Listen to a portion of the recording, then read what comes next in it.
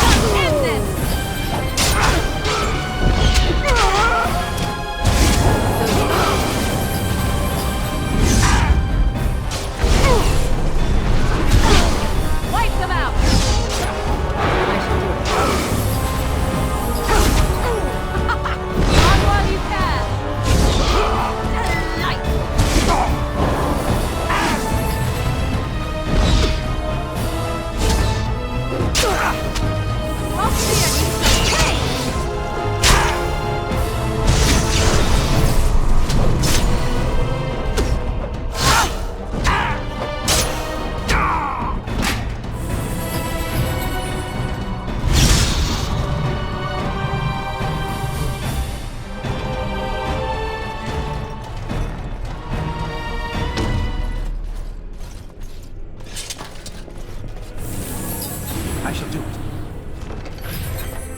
As you say.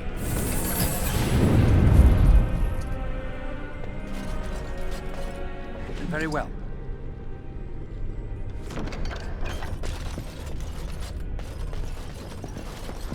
I shall do it.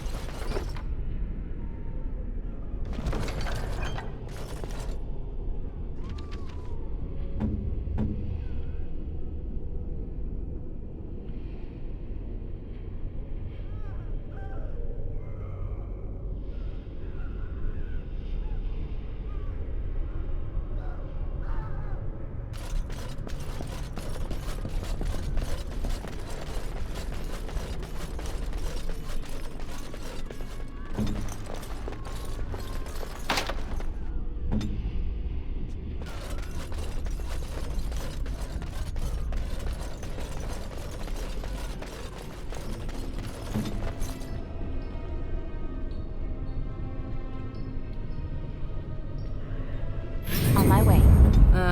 'Tis you.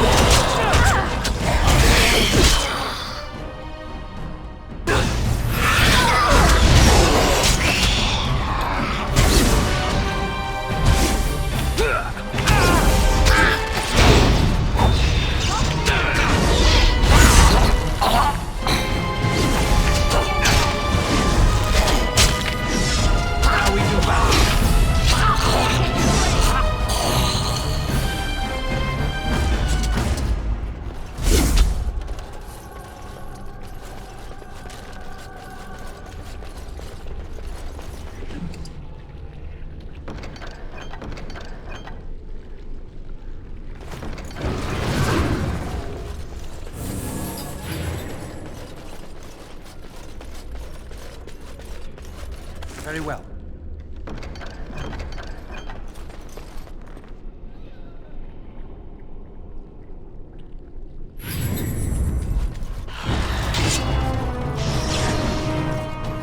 I shall do it. You're drooling in with dignity, fool. She's begun. It's a fine thing we've done. I'm here.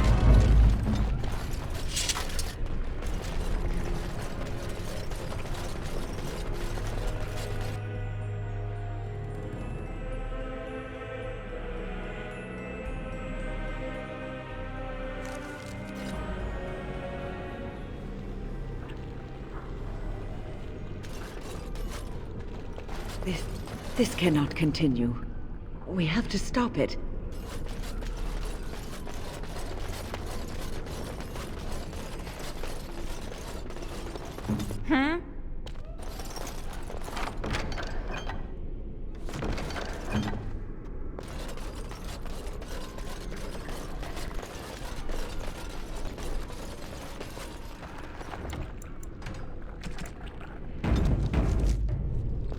It is time. Everything is just as you wanted, my knight. Our love and our family is more than you hoped for.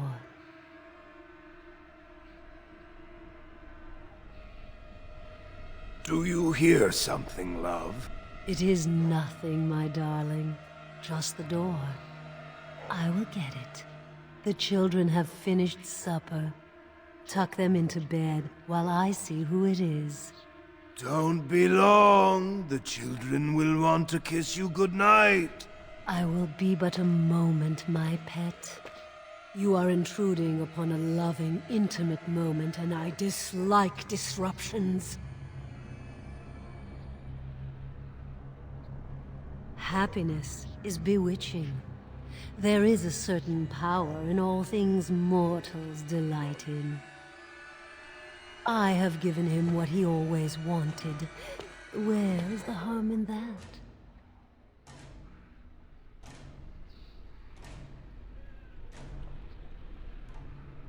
I saw his loneliness and longing for a family that loved him. She's feeding off his innermost desires and taking away his will. This is unholy. No one else would have known his heart. He did not know it himself.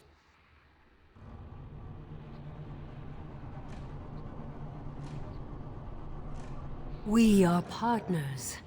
I give him what no one else can, and through him, I experience what it is to be mortal.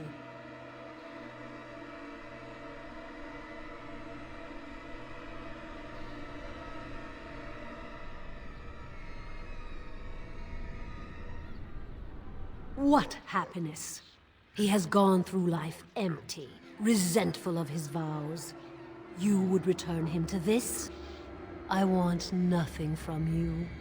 I have what I need. All I ask is that you leave us alone.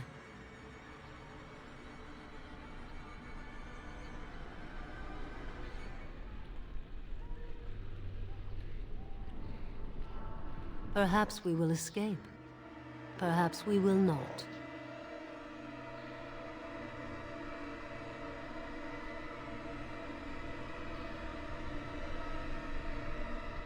Then you leave me no choice. Help! There are bandits at the door! They're going to murder the children! They will not get past me!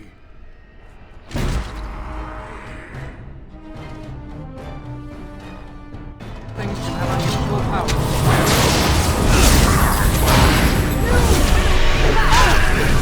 No focus.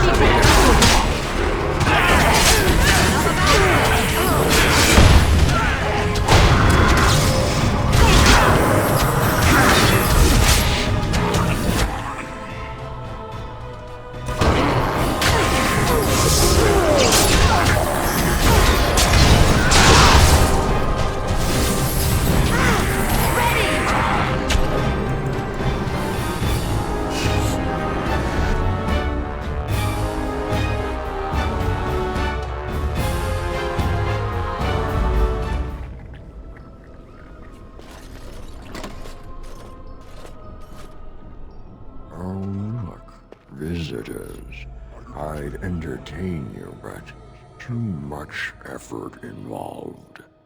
He's just resting. Poor lad. He was so very, very weary. You want to join us, don't you? Wouldn't you like to just lay down and forget about all this? Leave it all behind. This is ridiculous. You cannot expect me to rest on a floor sticky with blood. I'll not listen to your lies, demon. You have no power over me. Resist. You must resist. Else we are all lost. Why do you fight? You deserve more. You deserve a rest. The world will go on without you.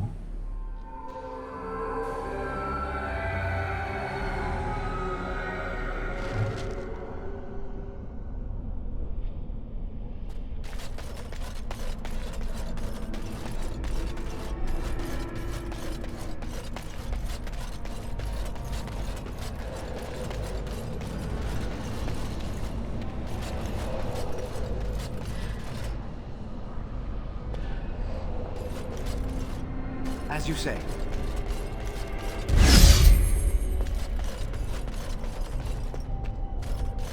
Ah, there you are. I'm not disturbing you, am I? Dead? Me? I have been close many times, but I never quite made it all the way. I just wanted to make sure you were happy here in Weishaupt. These grand halls were built by the first Grey Wardens. Isn't it breathtaking?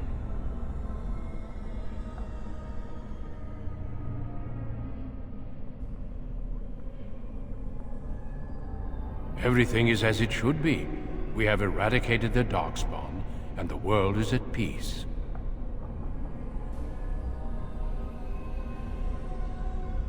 But now it is, for the first time in history, and you played a part in the making of that history. Do you not remember?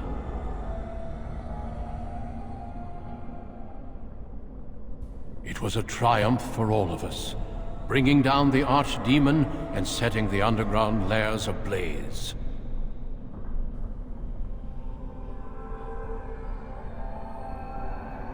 Foolish child. I have given you so much and you cast it back in my face. Can you not be content with the peace I offer?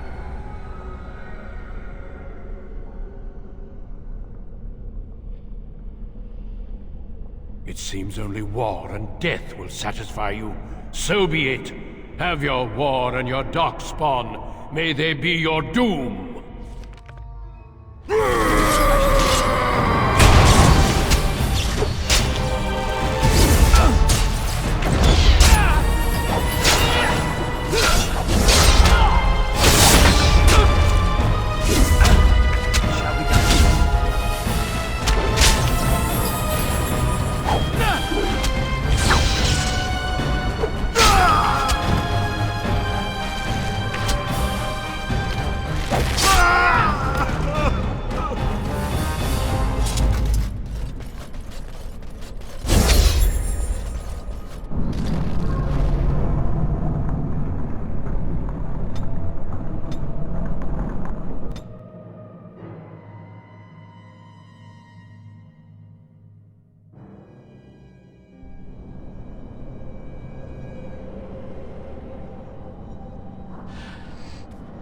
Who are you?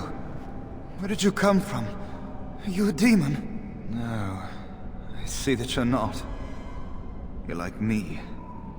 Congratulations on getting out of that trap.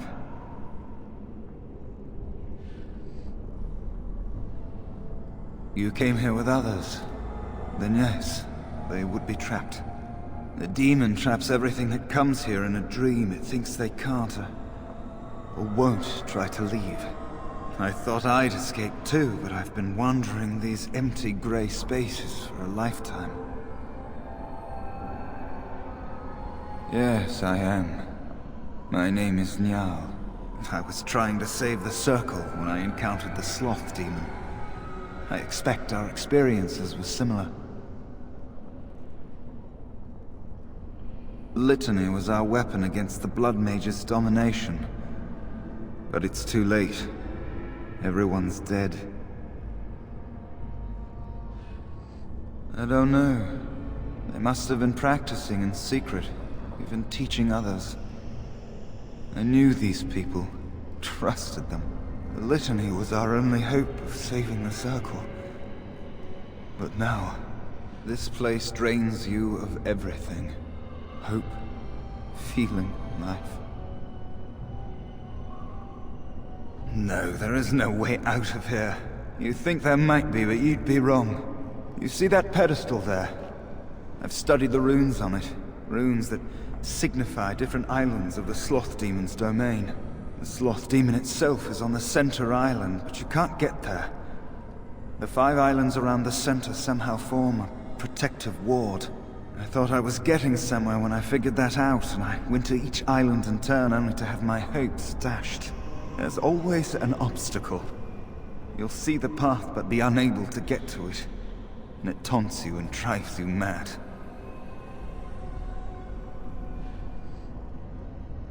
Not much. You couldn't say we were friends, really. Demons have their own hierarchies. They play their own games, and mortals serve as pawns, perhaps even bargaining chips.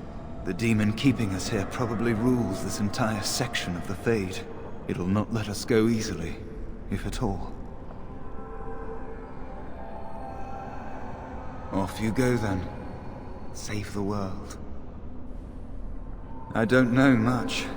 I think the Sloth Demon has placed lesser demons on each of the islands. I've seen them. They take different shapes, but they're there.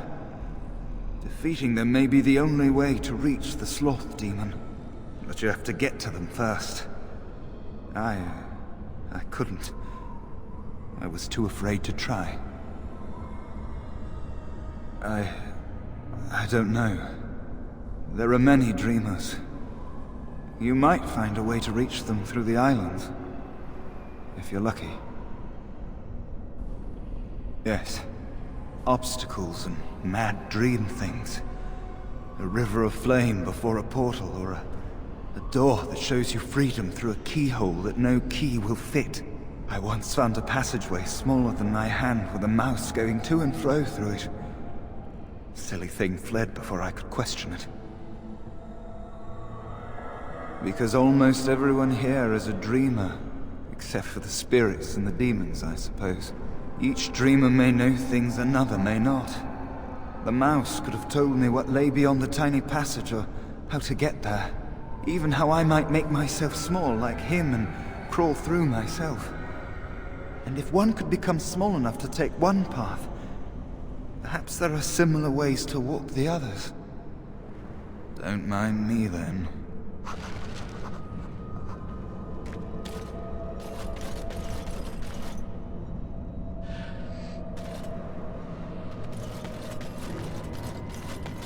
Very well.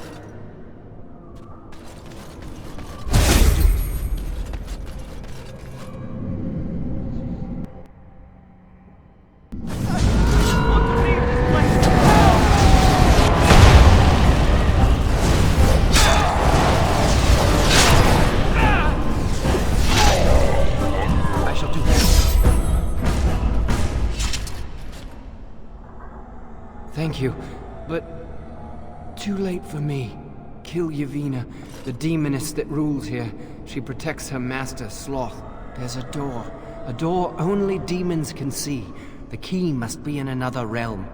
Take my power. Save any others trapped in nightmares. Kill the demons that guard Sloth. Make my...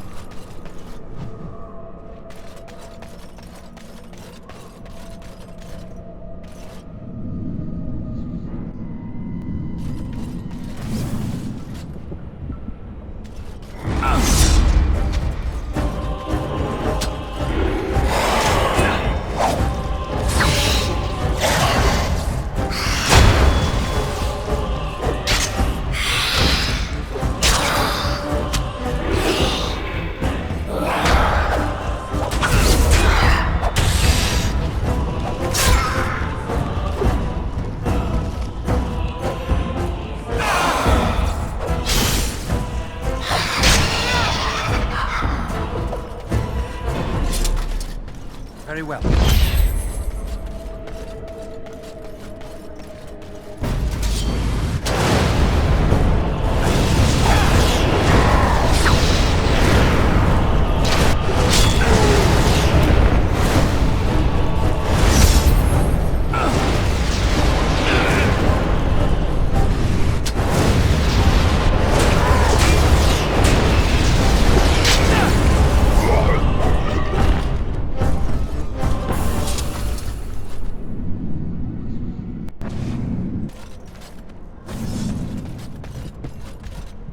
Something happened, didn't it?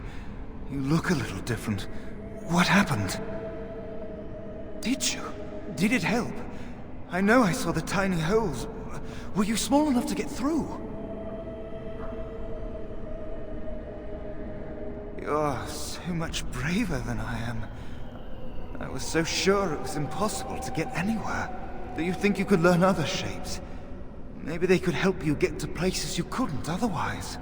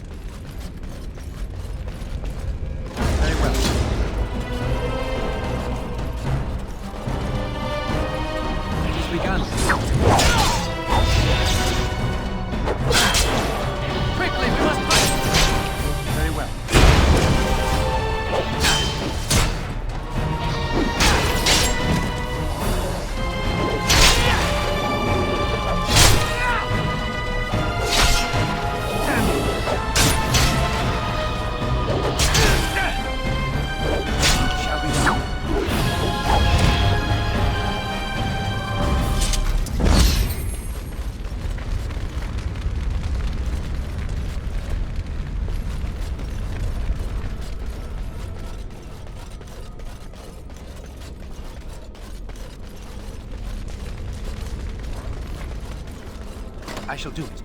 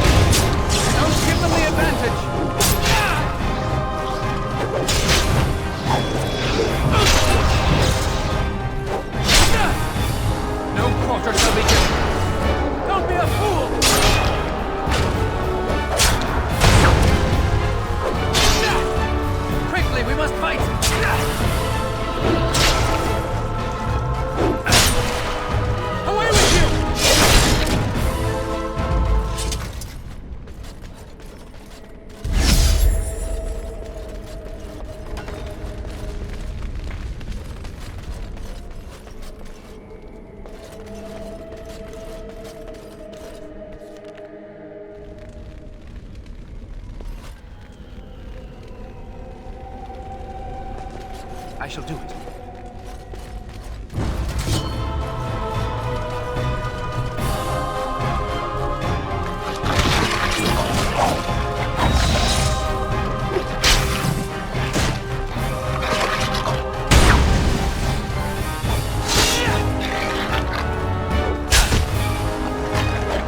Our skill has won the day.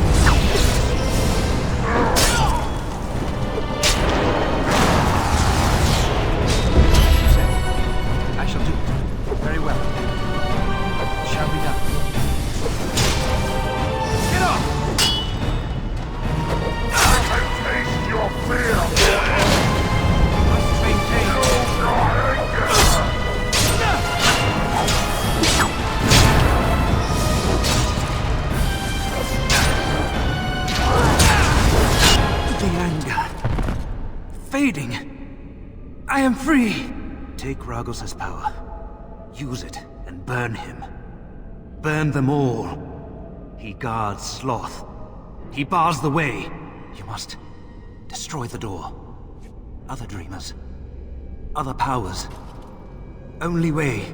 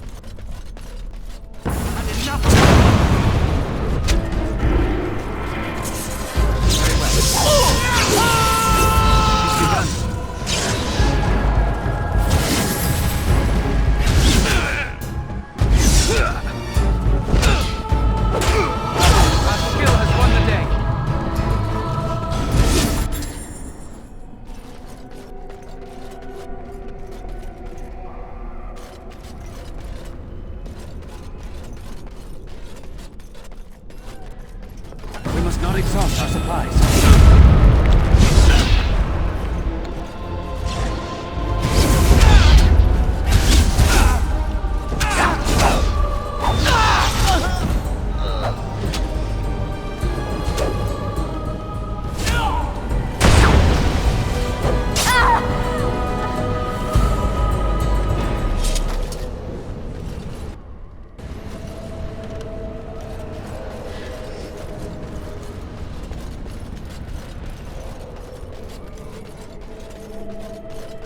Can't trust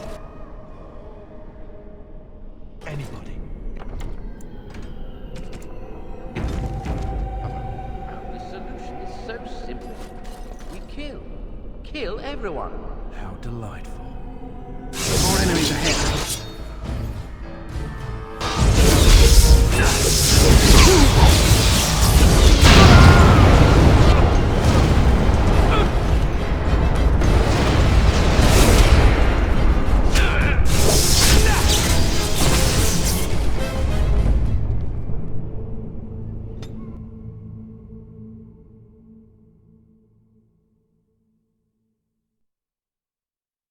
Especially each other. The solution is so simple. We kill. Kill everyone. How delightful.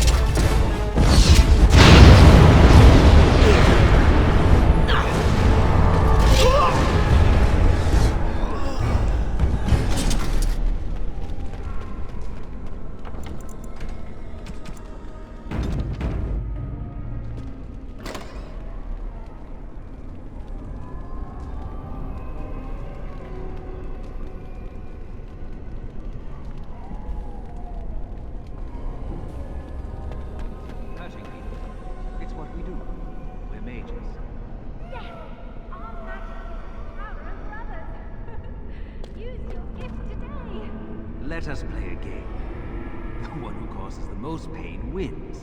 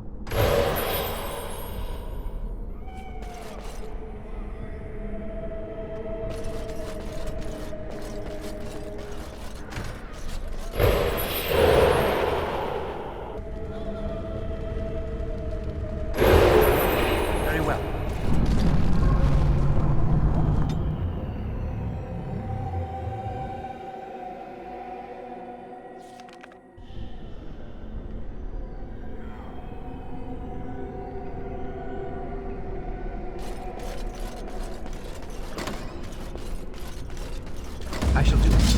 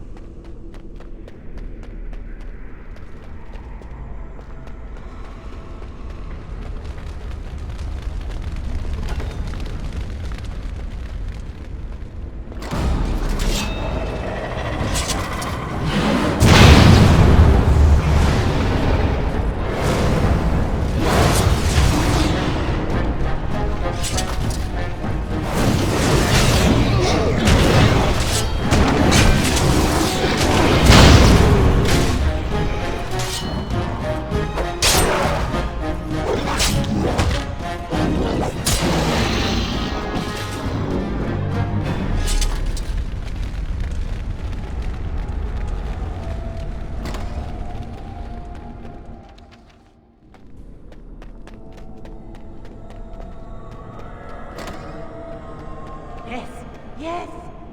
Must be quiet.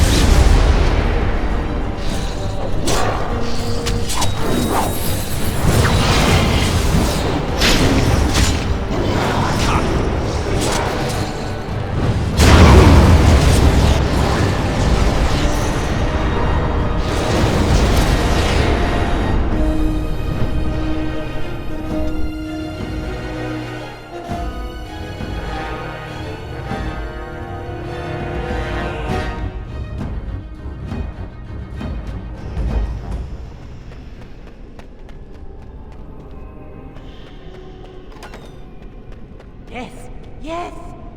Must be you.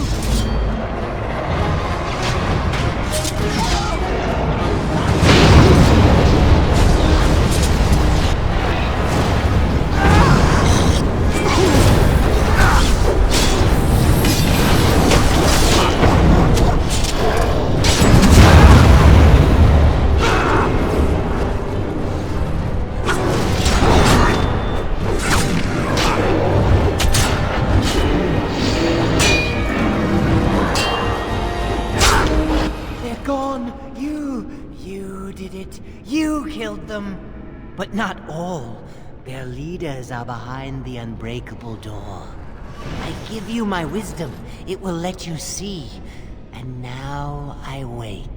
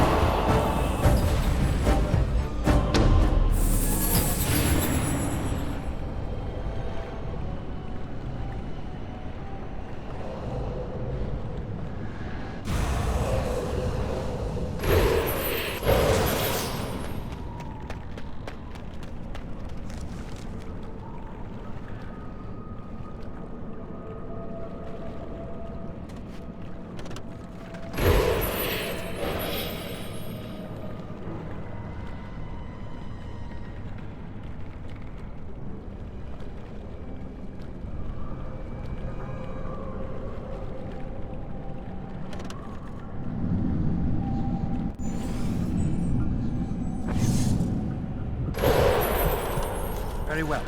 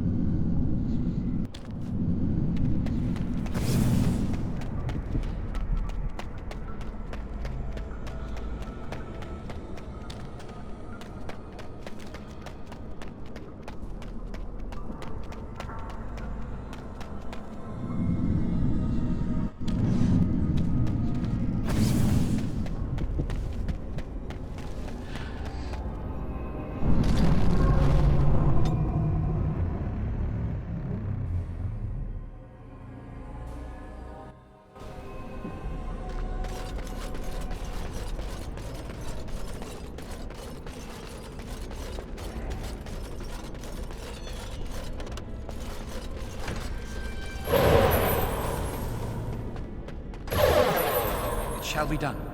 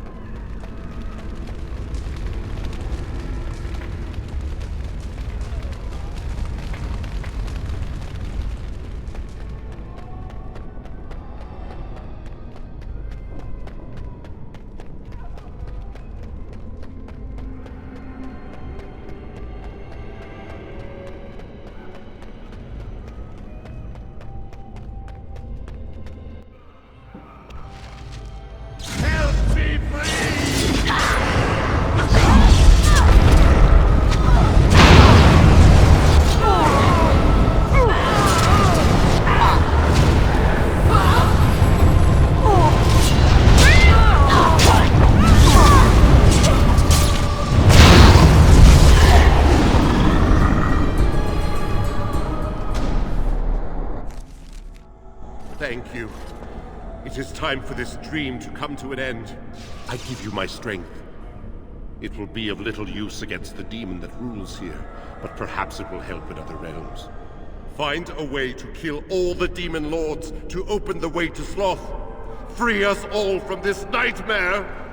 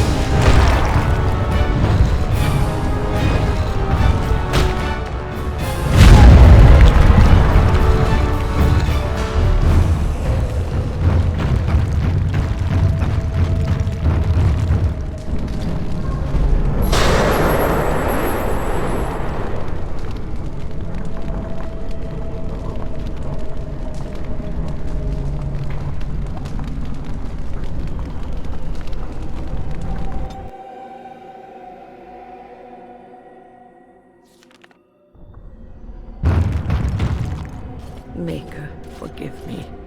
I failed them all. They died and I did not stop it.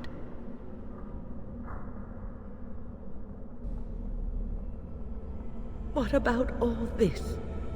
How can you say that when you are faced with this? Death. Can you not see it? It's all around us.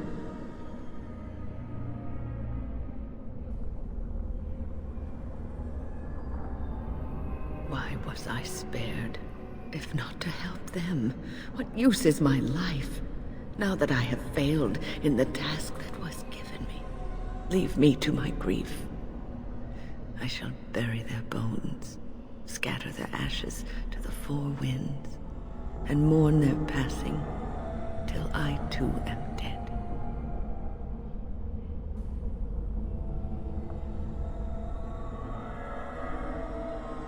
Your blatant disregard for the souls of the dead strikes me as being utterly inappropriate. I do not know what you are trying to tell me. Why must you make this more painful? And where were you when this happened? I trusted you as an ally, and you were nowhere to be found. I do not know what this will accomplish, but I will do this if it will satisfy you. It is difficult to focus. It feels as though something is stopping me from concentrating. I've never had so much trouble. Perhaps some time away from this place will help me think clearly. Don't leave us, Wynn. We don't want to be alone. Holy Maker, stay away, foul creature!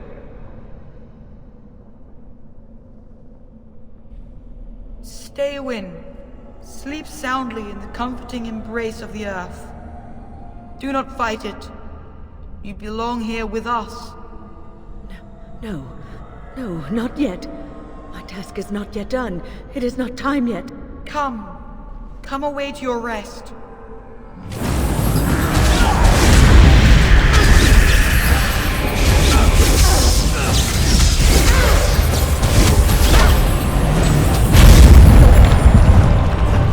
Is it over?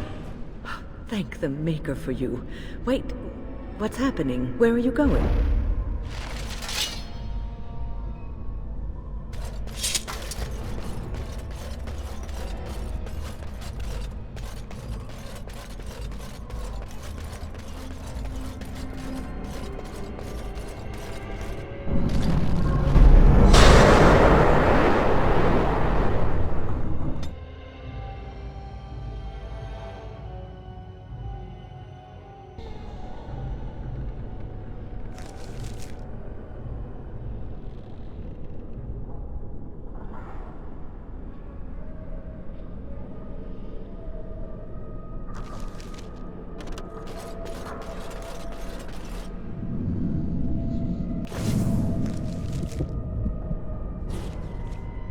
Very well.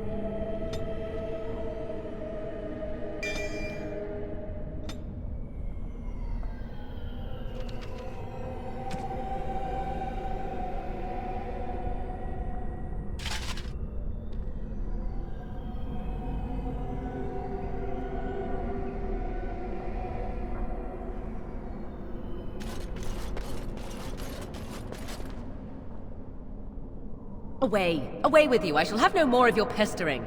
I am your mother. Do you not love me? You are as much my mother as my little finger right here is the Queen of Ferelden. I know you, Fade Spirit. You cannot fool me. Are you more clever than your own dear mother? Surely such pride must be punished. There! That is for not showing respect. That is far more like it, but it is too little too late, Spirit. 'Tis you at last. Come and rid me of this vexatious spirit. I weary of being prodded. You ask me? It cannot even read my mind well enough to form a decent copy. Yet it hounds me still. She doesn't even acknowledge her own mother. My heart, it breaks. Oh, slay it, and quickly.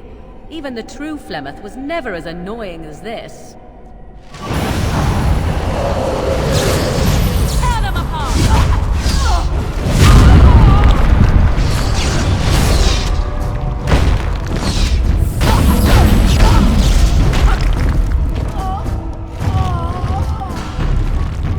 Tis about time. That was most... Wait. What is this? No, not this again. I refuse. As you say.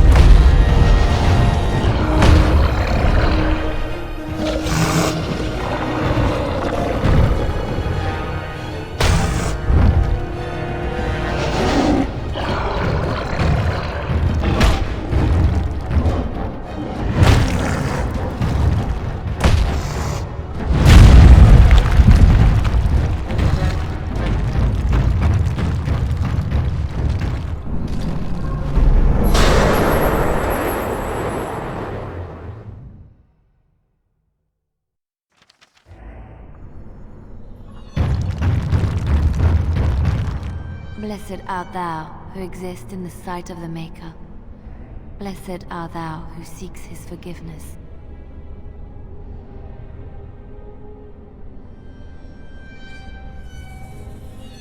Blessed... what? Who are you? I beg you, do not disturb the girl's meditations.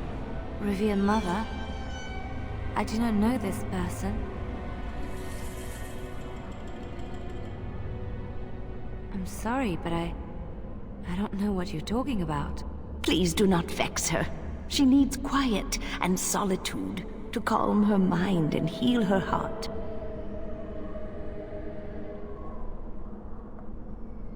Isn't real? I don't understand.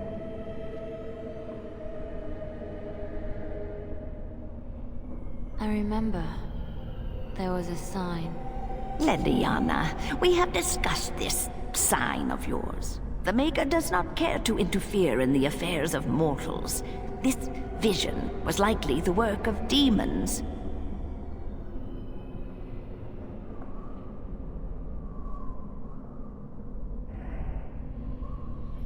The Maker cares for us. I believe he misses his wayward children as much as we miss him. My vision may not be from him, but it guides me to do what is right.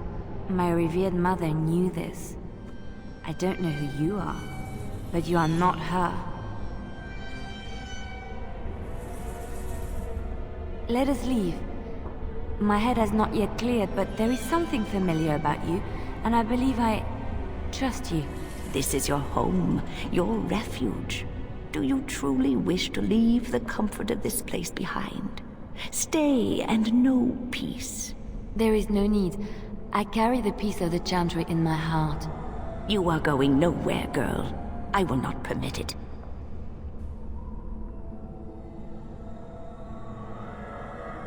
No, she is ours, now and forever.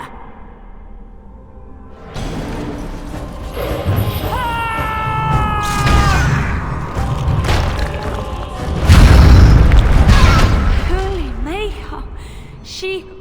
She was a... Ugh. My head feels heavy, like I've just woken up from a terrible nightmare. I believe we had some task to accomplish. Let us be on our way. Wait, what's happening to me?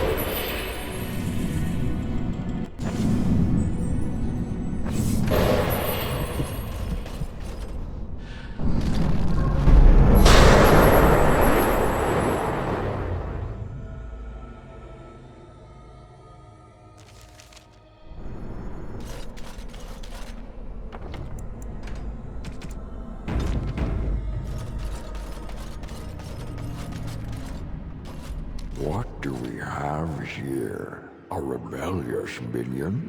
An escaped slave? My. but you do have some gall. But playtime is over. You all have to go back now. You tried to keep us apart. You led us from each other because you fear us, don't you? You made a dangerous enemy, demon, by toying with my mind. You will not hold us, demon. We found each other in this place, and you cannot stand against us. If you go back quietly, I'll do better this time. I'll make you much happier. Can't you think about someone other than yourself? I'm hurt. So very, very hurt.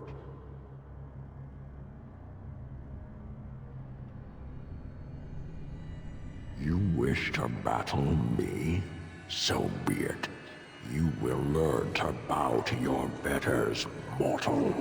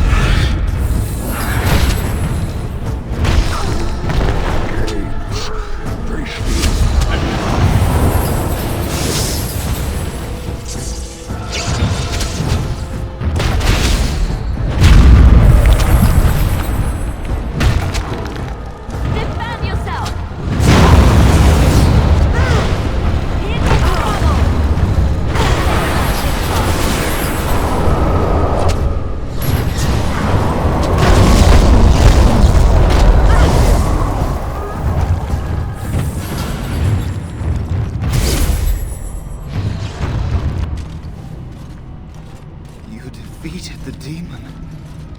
I never thought I never expected you to free yourself. To free us both. When you return, take the litany of Adrala from my body. It will protect you from the worst of the blood magic. I cannot go with you. I've been here far too long. For you, it will have been an afternoon's nap. Your body won't have wasted away in the real world while your spirit lays in the hands of the demon.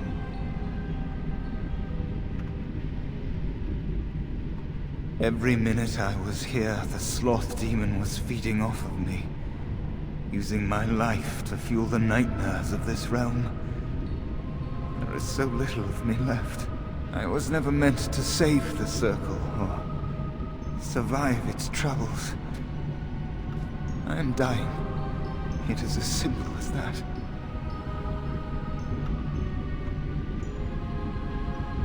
Thank you, but it is too late for me. I do not fear what may come. They say we return to the Maker in death, and that isn't such a terrible thing. My only regret is that I could not save the Circle. But you can. Take the litany off my body when you return. It is important. I can rest easy, knowing you will save the Circle. I'm not a hero. Perhaps trying to be one was foolish.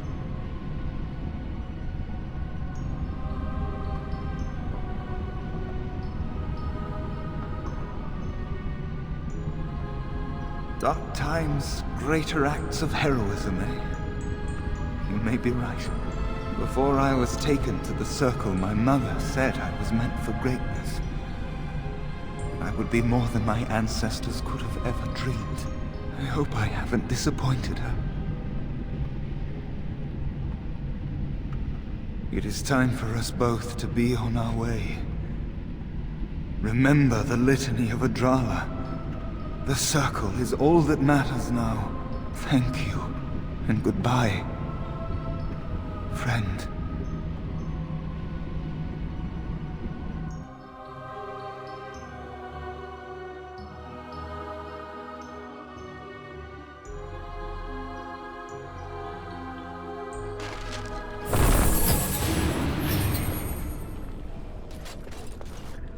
Very well.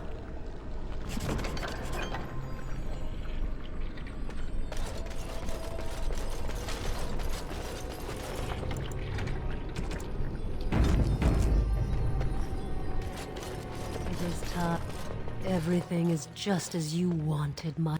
What was that? Help! They... I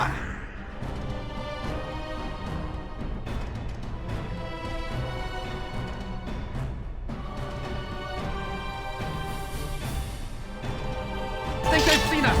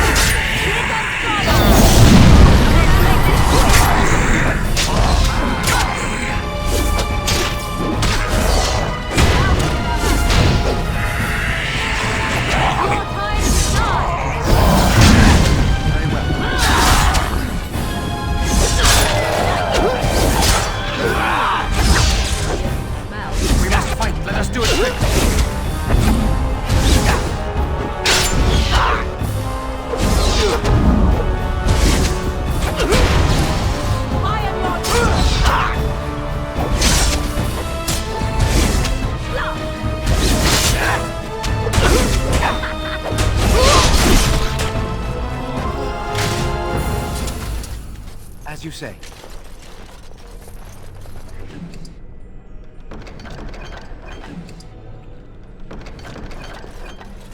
It shall be done.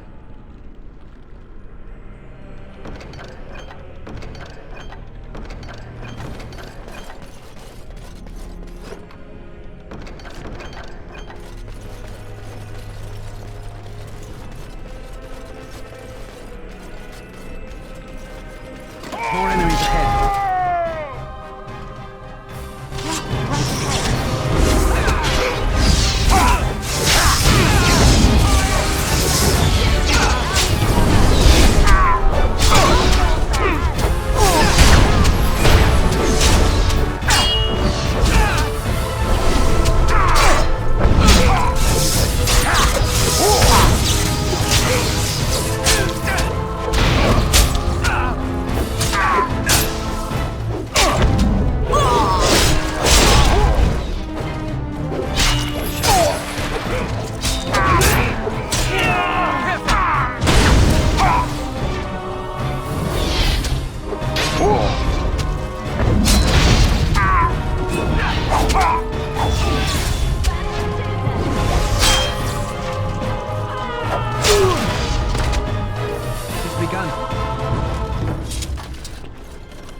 As you say.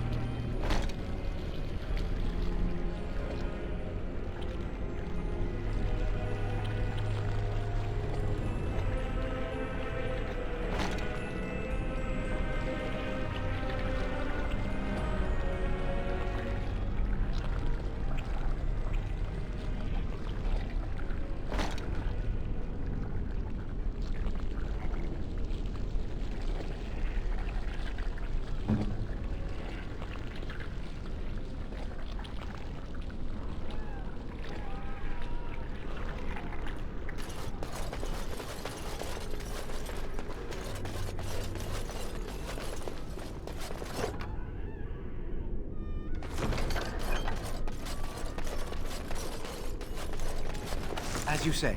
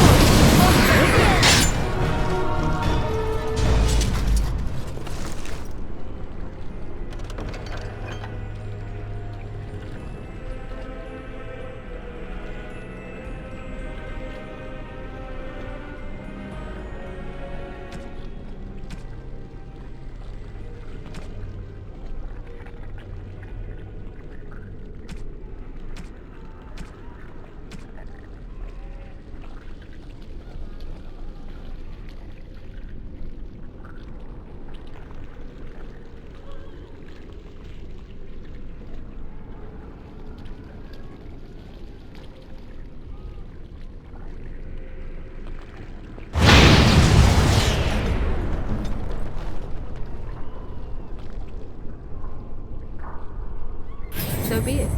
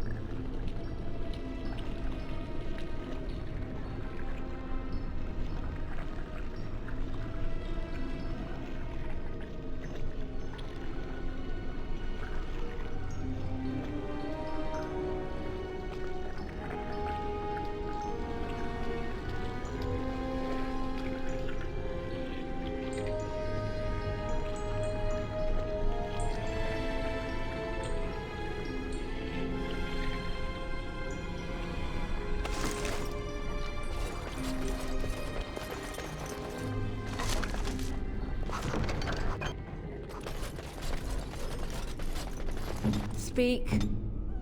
I shall.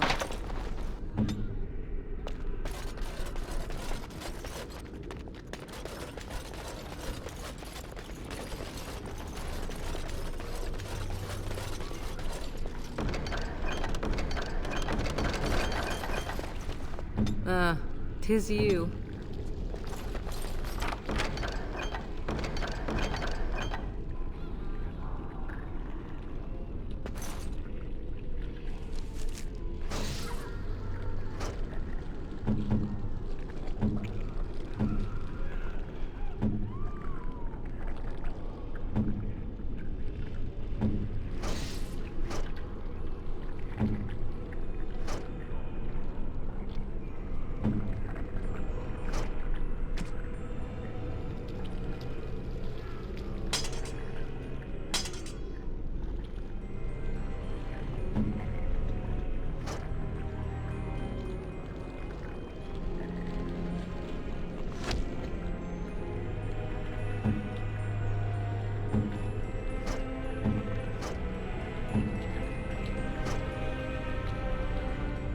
Right away.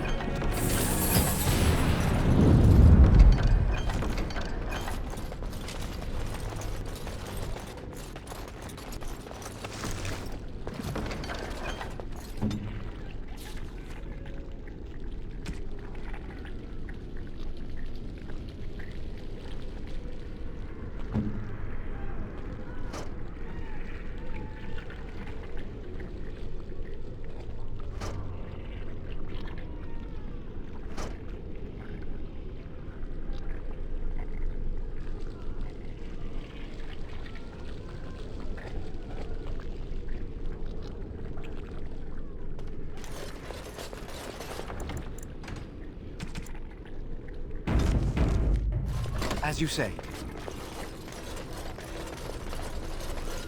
'Tis begun. Shall we down?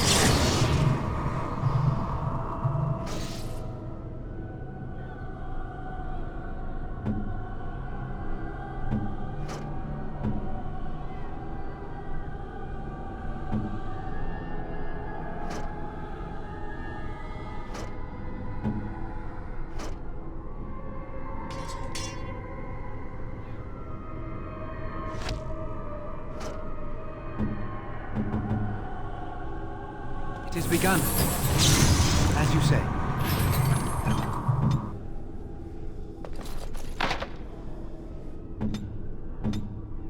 Yes? Be quick.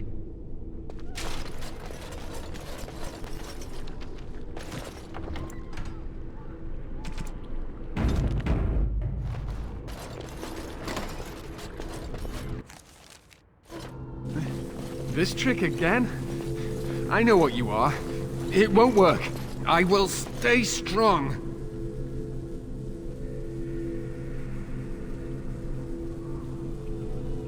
The boy is exhausted.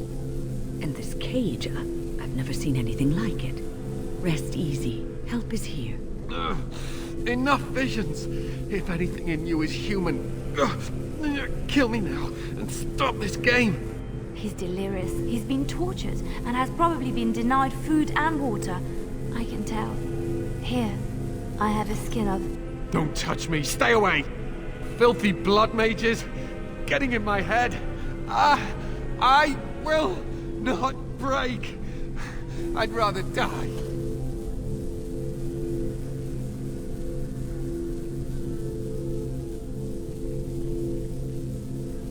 What others? What are you talking about? Irving and the other mages who fought Aldred. Where are they? They are in the harrowing chamber. The sounds coming up from there. Oh, Maker. We must hurry. They are in grave danger, I am sure of it. You can't save them! You don't know what they've become.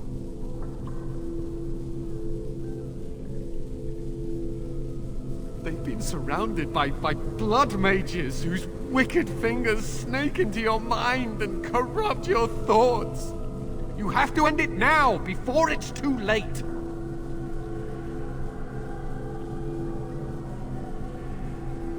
Are you really saving anyone by taking this risk? To ensure this horror is ended, to guarantee that no abominations or blood mages live, you must kill everyone up there.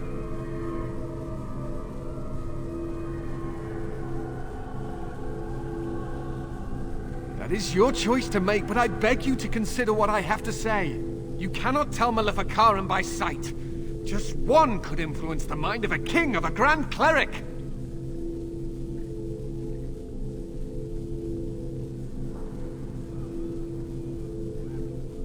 I am just willing to see the painful truth, which you are content to ignore.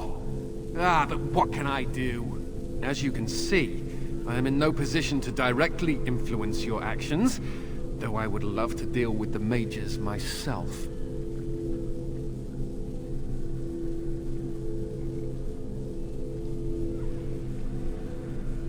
My cage is Aldred's doing, or one of his mages. Once they're dead, I will be free.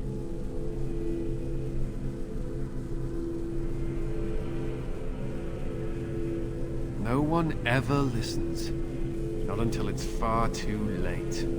Maker turn his gaze on you. I hope your compassion hasn't doomed us all.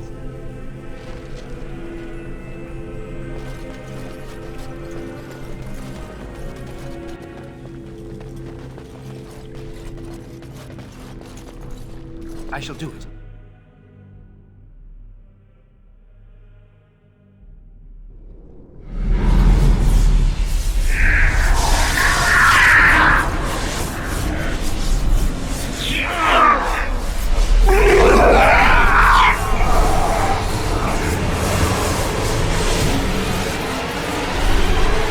Do you accept the gift that I offer?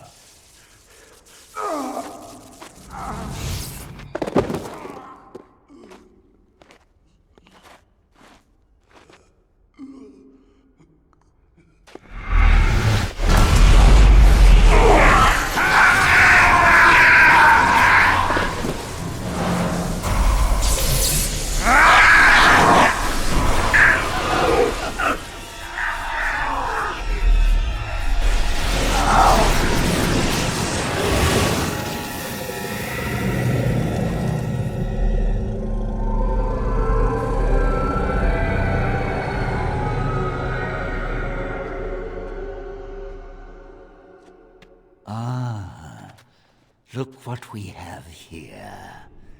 An intruder. I bid you welcome. Care to join in our revels? Oh, very observant. I'm quite impressed you're still alive. Unfortunately, that must mean you killed my servants. Oh well, they are probably better off dying in the service of their betters than living with the terrible responsibility of independence.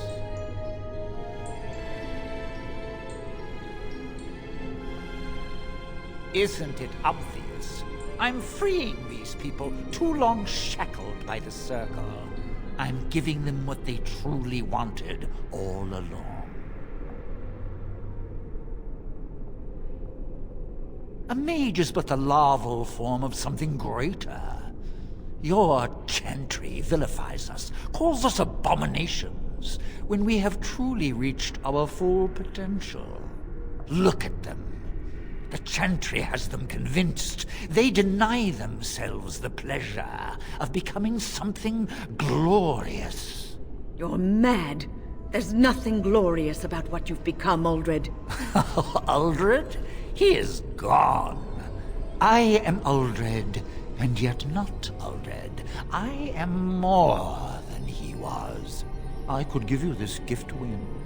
You and all the mages. It would be so much easier if you just accepted it. But some people can be so stubborn.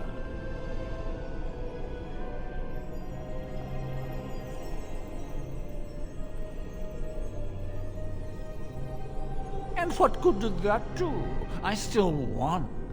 I even have the first enchanter on my side, don't I, Irving? What have you done to him? Stop him. He is building an army.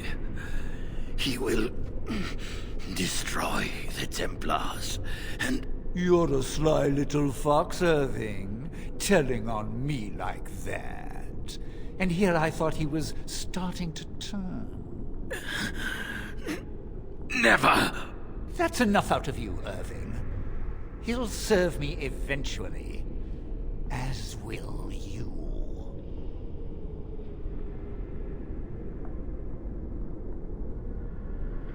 Ha! I serve no one. No, I have plans for you. Great plans. Your raw potential, with the strength of a demon behind it, would be unstoppable. I can do that. I can give you power and a new life.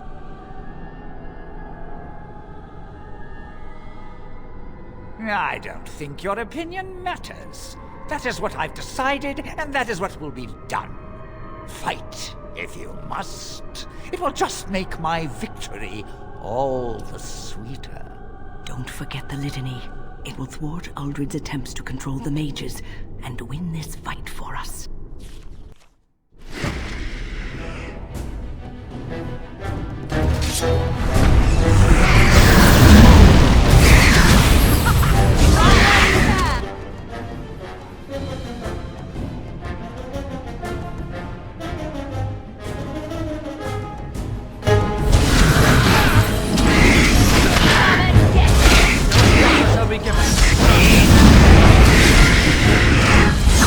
Push them back!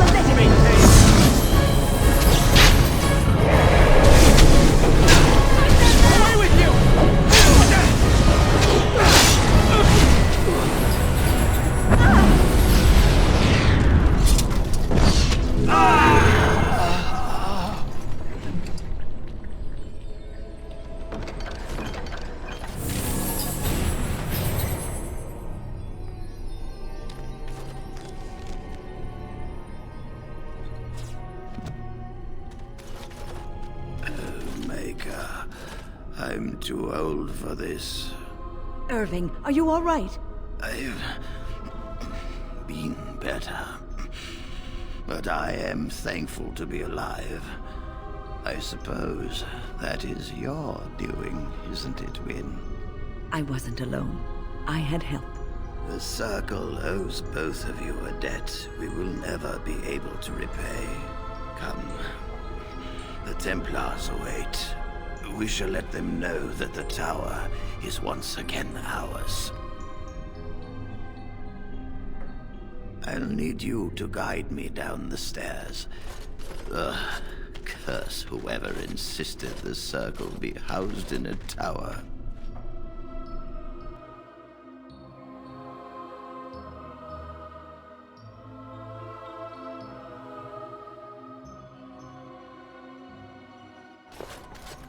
Irving?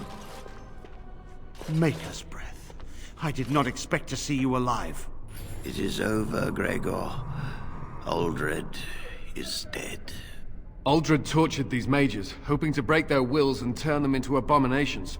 We don't know how many of them have turned. What? Don't be ridiculous. Of course he'll say that. He might be a blood mage.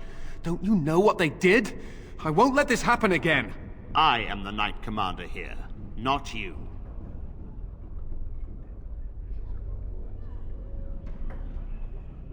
We will rebuild.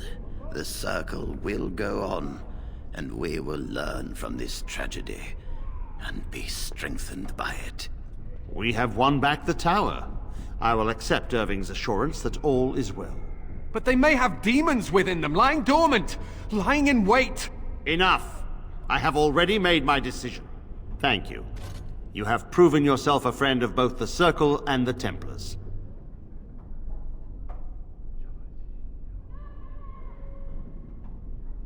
I promised you aid, but with the Circle restored, my duty is to watch the mages. They are free to help you, however. Speak to them.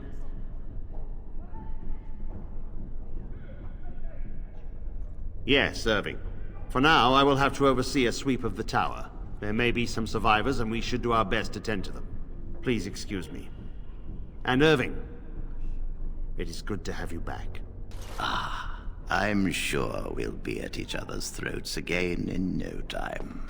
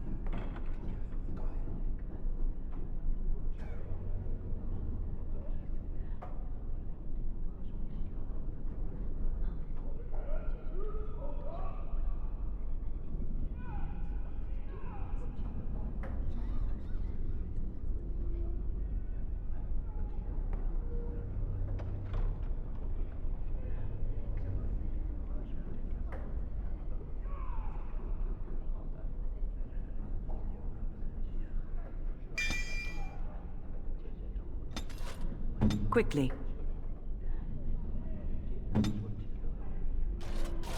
Here we are, the tower in disarray, the Circle nearly annihilated. Oh, it could have been much, much worse. I am glad you arrived when you did. It's almost as though the Maker himself sent you. The least we can do is help you against the Darkspawn. I would hate to survive this, only to be overcome by the Blight.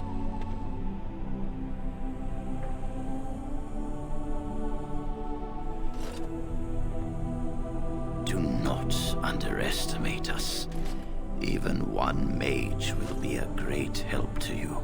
You have my word. As first enchanter, the Circle will join the Grey Wardens in the fight. Irving, I have a request. I seek leave to follow the Grey Warden. Wynne, we need you here. The Circle needs you. I appreciate the sentiment, Irving. But the Circle will do fine without me. The Circle has you. This man is brave and good, and capable of great things. If he will accept my help, I will help him accomplish his goals.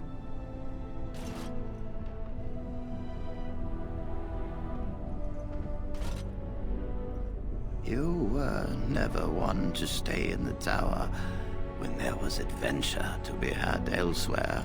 Why stay when I can be of service elsewhere? Then I give you leave to follow the Grey Warden, but know that you will always have a place here.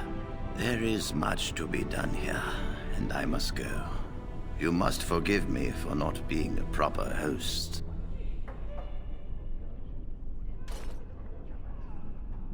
When the time comes, we will stand beside you.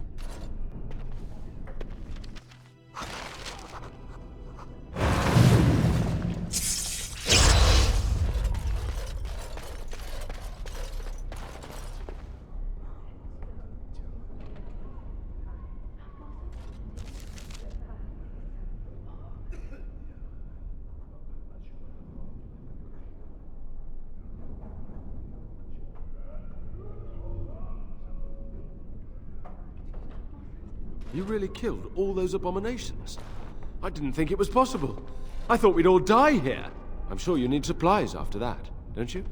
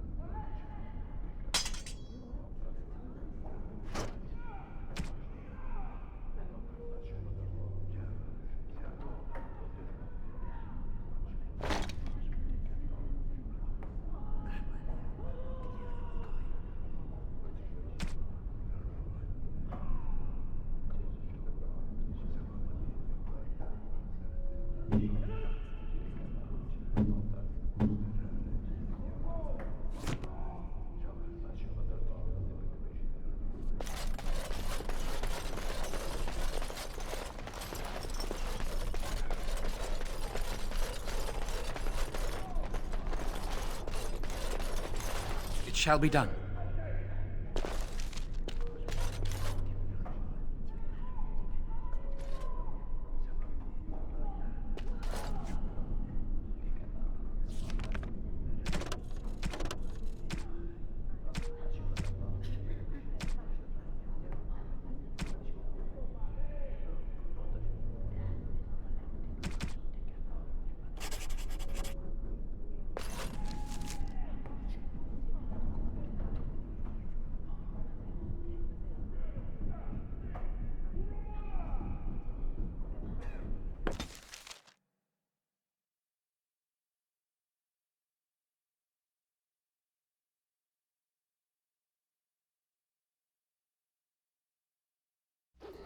The Blight. How will you end it?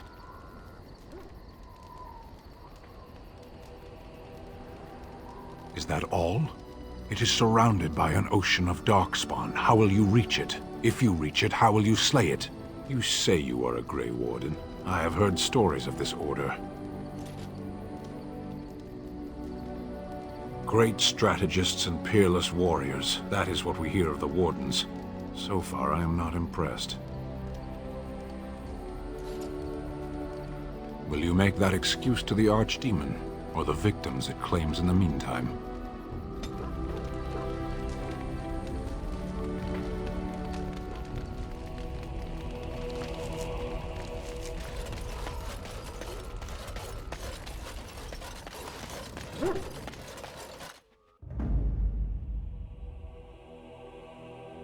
Yes. Yes.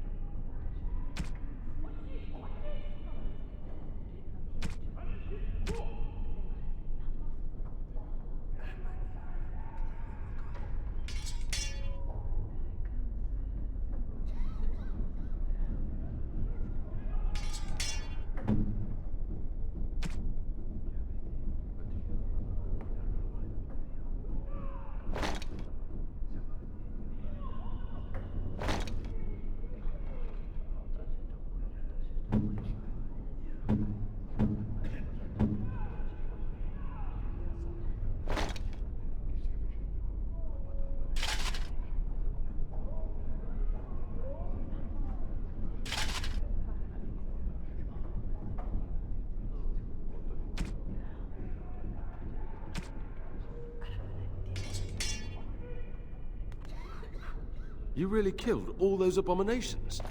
I'm sure you need supplies after that, don't you?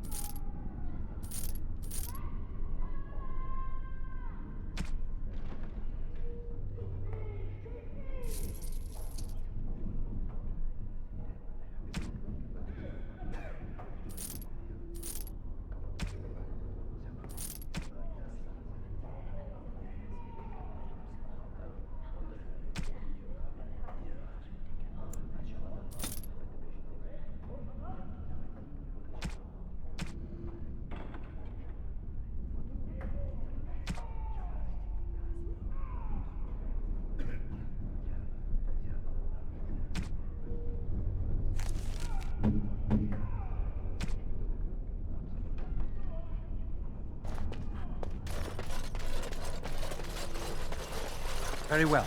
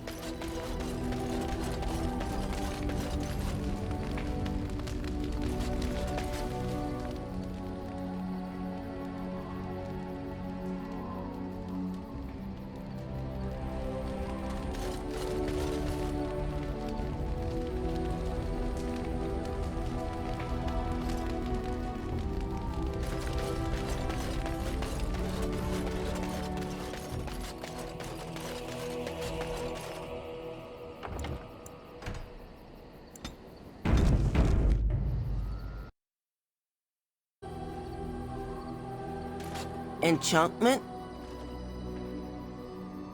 Enchantment!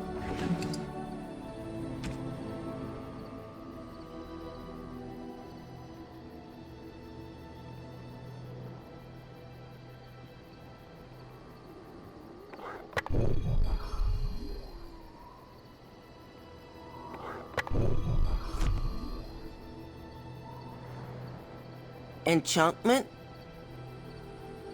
Oh, certainly, I can do that for you. Just come with me.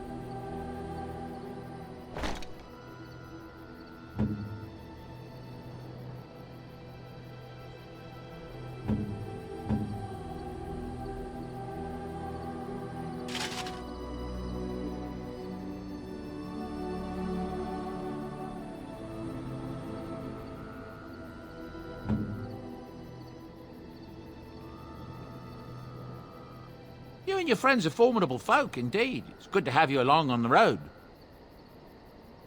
Oh, nothing so unusual and so interesting as you and your companions, I'm sure. Dwarven merchants are common enough on these roads, aren't they? The Darkspawn have attacked Lothering. I don't think everyone even had fled by the time they came, either. Word has it they swarmed the entire area, making off with prisoners and burning down the buildings, and then they were gone. Just as quick. I wonder if there's anyone left. I heard some chanters were going to head down south, maybe to try to find some survivors. I'm not holding out hope myself. That's what I've heard on the road, anyhow. Take it for what it is. I hear rumor that Orlesian forces that were coming to help us fight the Darkspawn have been turned back at the mountain crossing. You'd almost think we could use their help against those monsters, though part of me is glad we won't have Ferelden full of Orlesian bastards again. That's what I've heard on the road, anyhow. Take it for what it is. I hear the Dwarven King is passed on. Old as he was probably poisoned or assassinated. That's how the dwarves normally go out, isn't it? That's what I've heard on the road, anyhow. Take it for what it is. It seems that some of the bands just won't accept Tyrn Logain's orders. There's too much talk still of King Caelin's death and questions about what happened. You'd think with the Darkspawn knocking on our doorstep, people would be more likely to stand together, wouldn't you? That's what I've heard on the road, anyhow. Take it for what... Nobody seems to know where Oral Eamon is in all this business. If he were here, he could put a stop to all this talk of civil war for sure. That's what I've heard on the road, anyhow. Take it for what it is. I heard from some travelers that something bad might have happened in Redcliffe, overrun by Darkspawn, maybe. There's no word from the village at all. A merchant friend of mine said he encountered someone fleeing the place and there was nothing waiting for him there but death. He wisely turned around and came right back. That's what I've heard on the road, anyhow. There's knights from Redcliffe spread all over Ferelden on some kind of mission, but I hear that they're starting to become rare to find. Maybe they all went back to Redcliffe.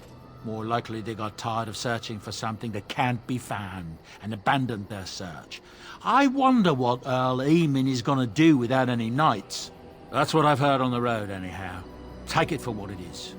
There's another royal army already gathering in the east, but from what I hear, when it marches, it'll be headed west, not south towards the Darkspawn. Can you imagine?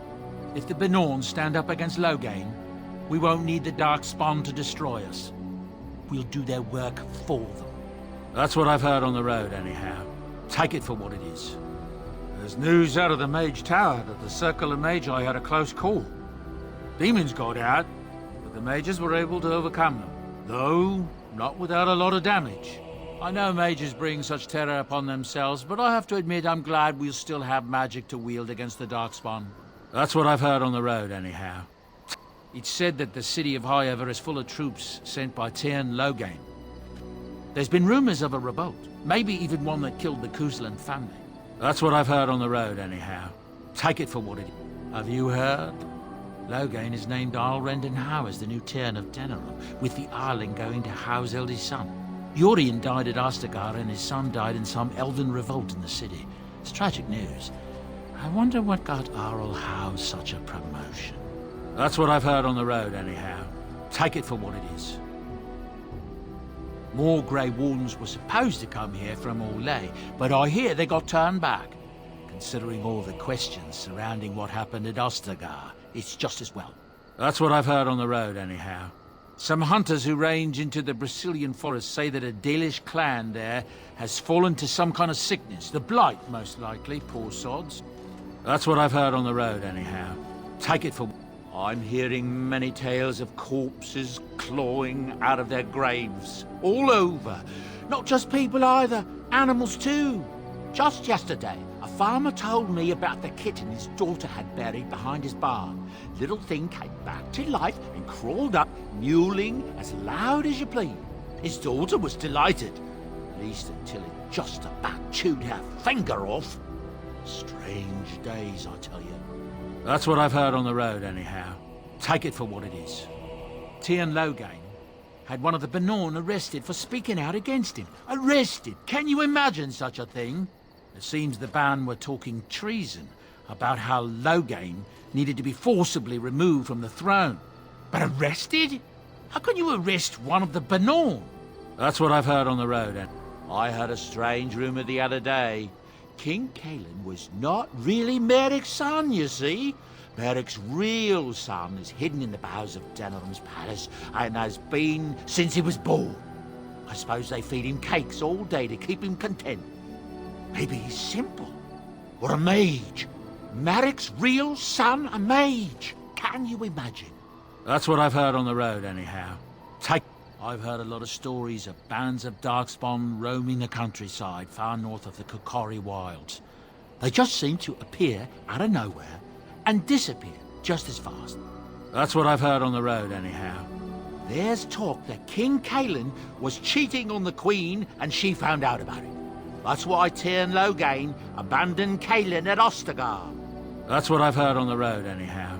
Unless he sold the young Orlesian woman that married Arl Eamon, I hear tell she tried to poison her husband so she could marry his brother, Bantegan. Maker's honest truth. That's what I've heard on the road, anyhow. The crafters of the Pearl Brothel are threatening to close their doors if they aren't finally recognized as a true guild. Ha! Can you imagine? As if the men weren't blue enough. That's what I've heard on the road, anyhow. I don't know what to tell you. Nothing I can think of at the moment. Something you need? I'm sure either my boy or I can help you out. I'm sure you'll be pleased with the goods my boy and I have collected, and with your discount.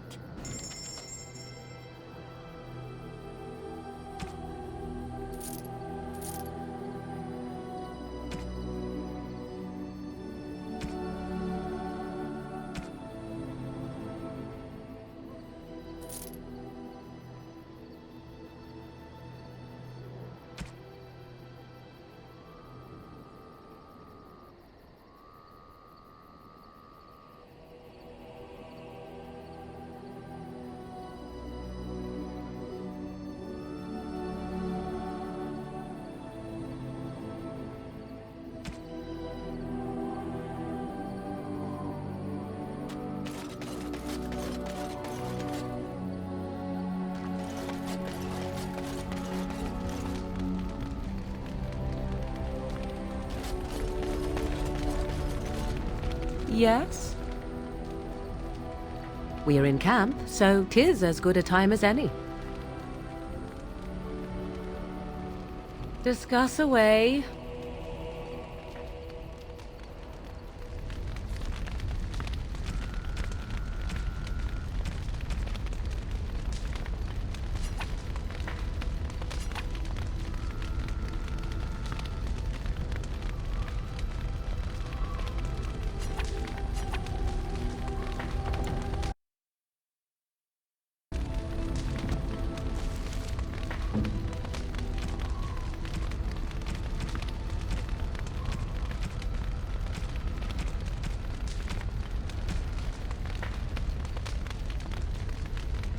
Oh, what are you thinking, honestly?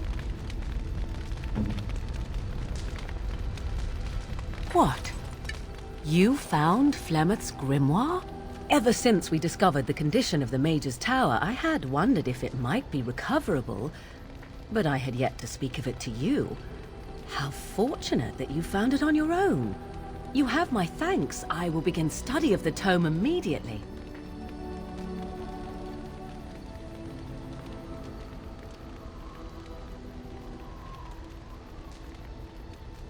I suppose something is deserved for all your efforts, is it not?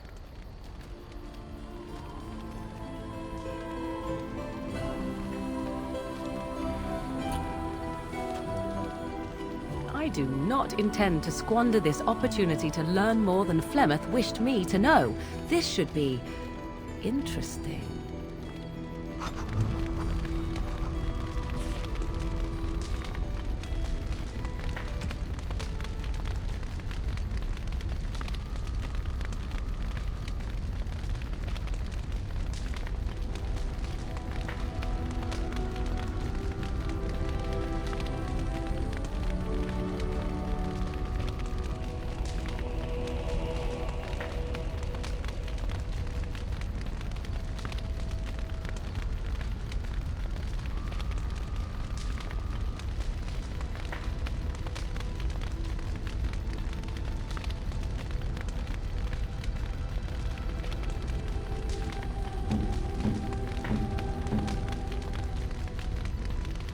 I could get used to this, you know.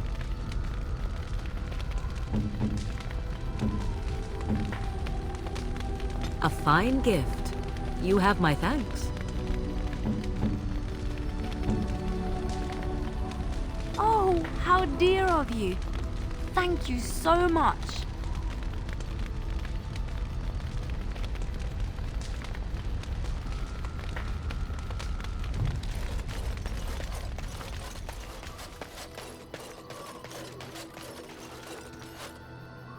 Enchantment? Oh, certainly.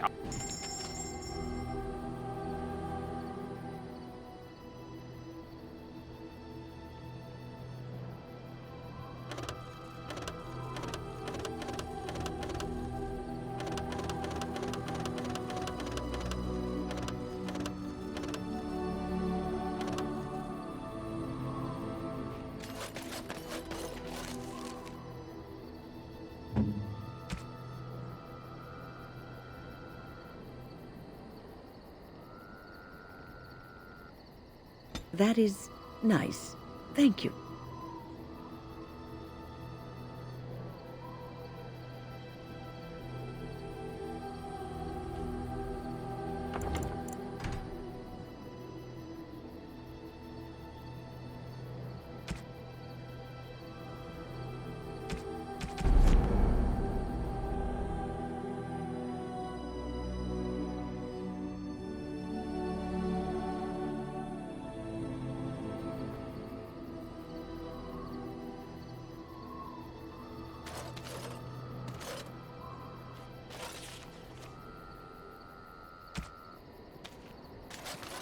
Enchantment? Oh, certainly. I'll...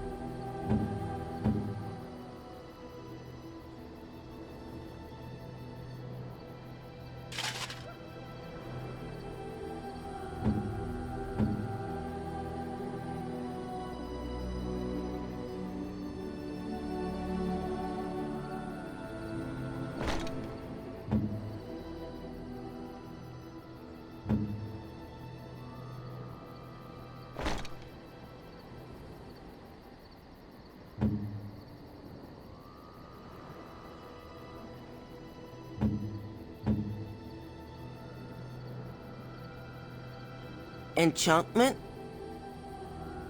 Oh, certainly.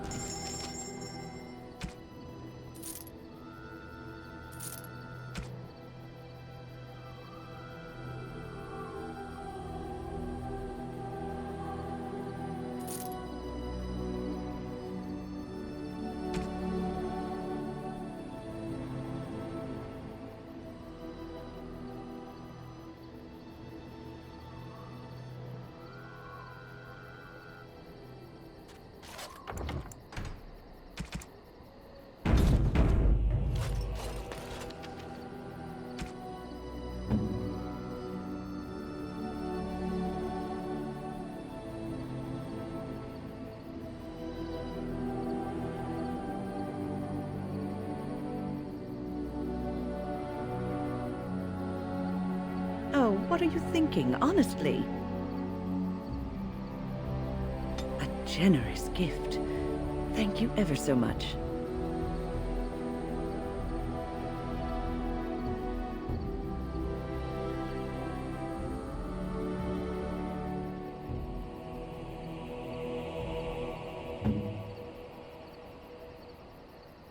What? You have my thanks. I will begin return it? Indeed not. I do not intend.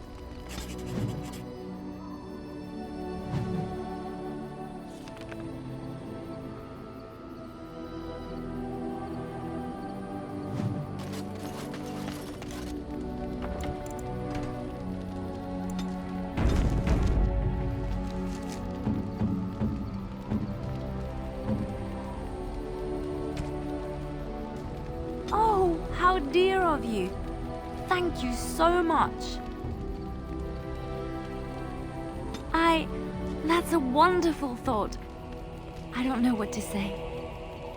Oh, how dear of you. Thank you so much.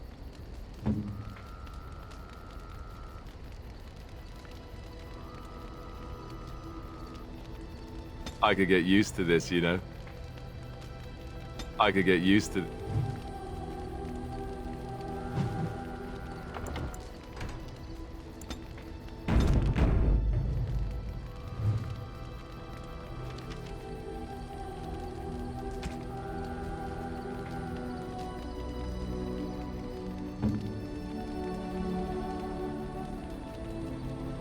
I am impressed. My thanks.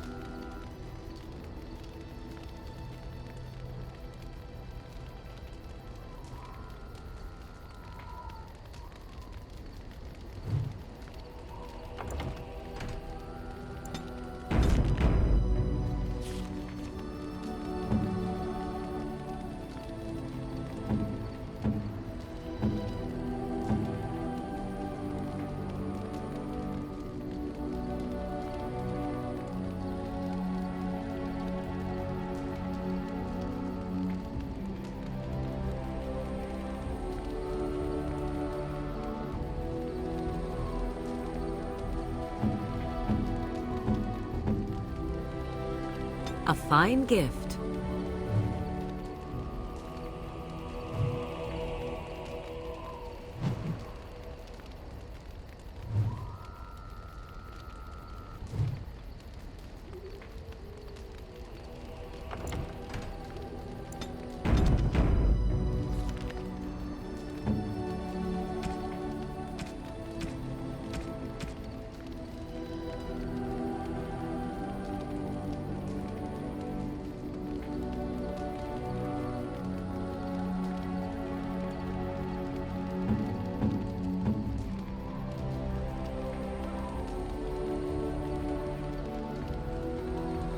Great.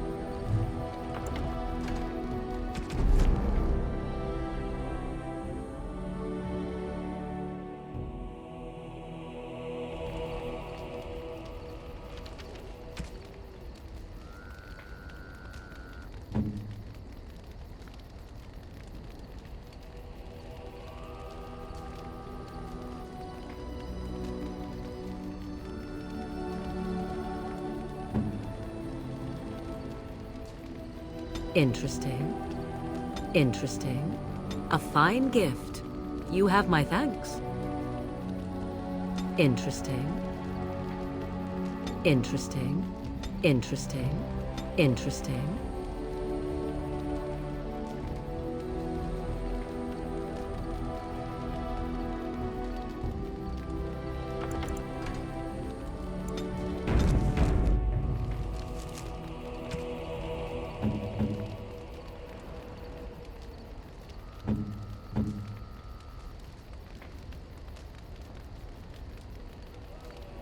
No, bad. Bad idea. Awful. Don't do it.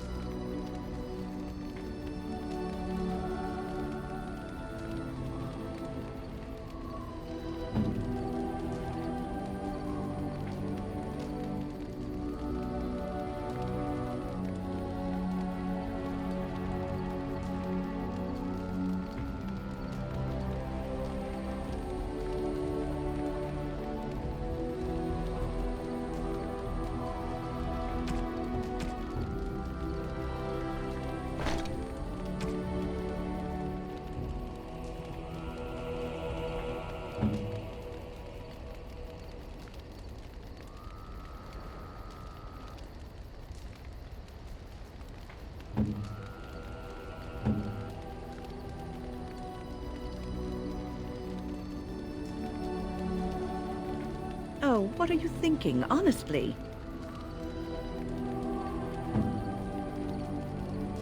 I am grateful.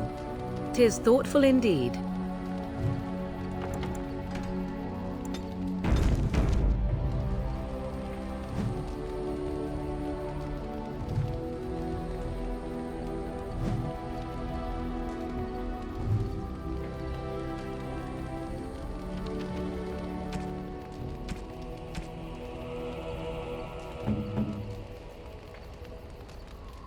A terrible notion.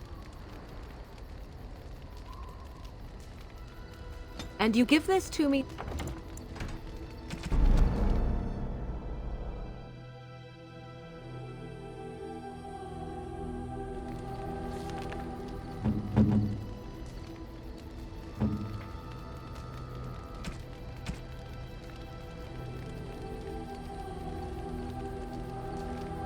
No, that won't work.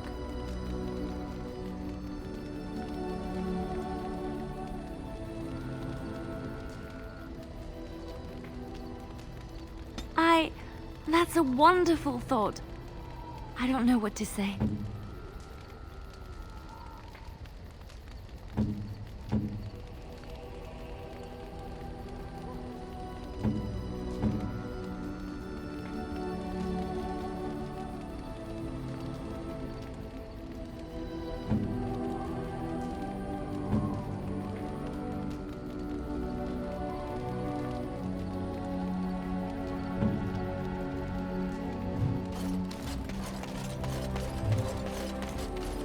Enchantment?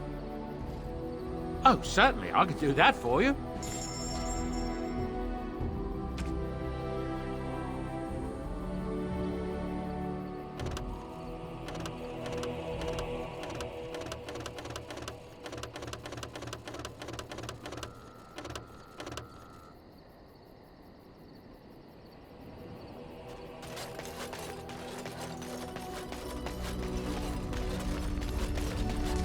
Is cold in my tent, all alone. So you shall come to my tent? But whatever shall we do in that tiny little space together while we wait for it to warm? Good. Then let us waste no more time with foolish talk.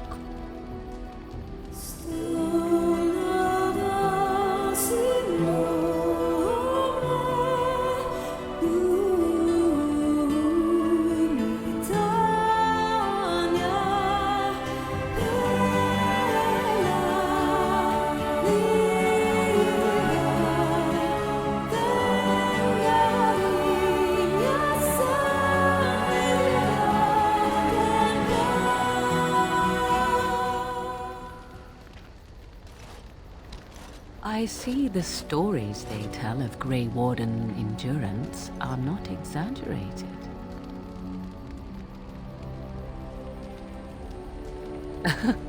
Indeed there are. The unanswered question, of course, is whether the endurance exists because of the taint within you, or because the Grey Wardens are by nature so very healthy. I enjoy the thought that 'tis a little of both. Natural prowess, driven by a darker side.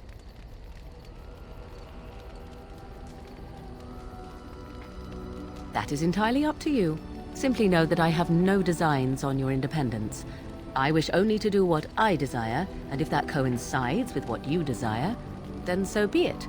And should you decide not to continue our misadventure, then so be it. Very simple, is it not?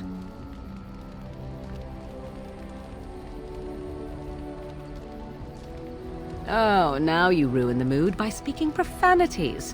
Silly man. Come then, let us be off before the others begin to stare.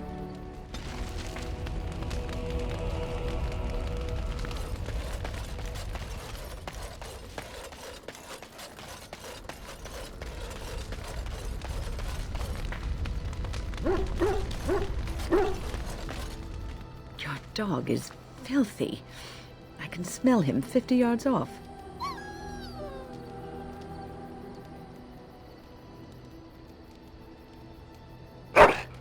That may be so, but all the same, I would like your permission to bathe him.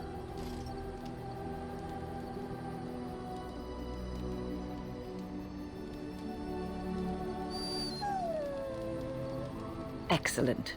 I will get my soaps, and the dog shall have his bath after supper.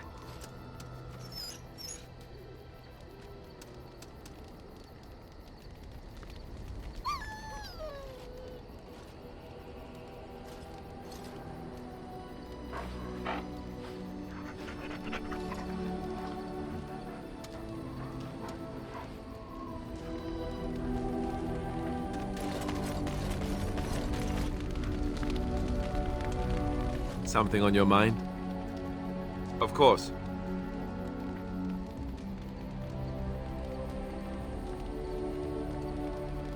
Sure, I could. I could even teach you, I suppose. Anyone who's been trained as a warrior. I guess if I'm going to give up Chantry secrets, I may as well go all the way. Send whoever you want trained to me in camp, and I'll see what I can do.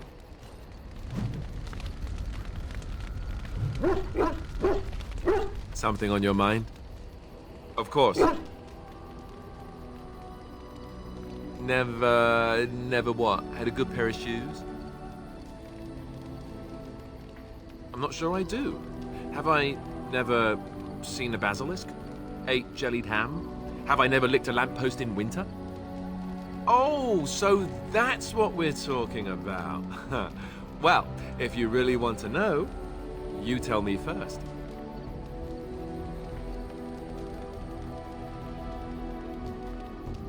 And apparently you have no shame as well. Well, all right, I'll play along. I, myself, never had the pleasure. Not that I haven't thought about it, of course. But, you know.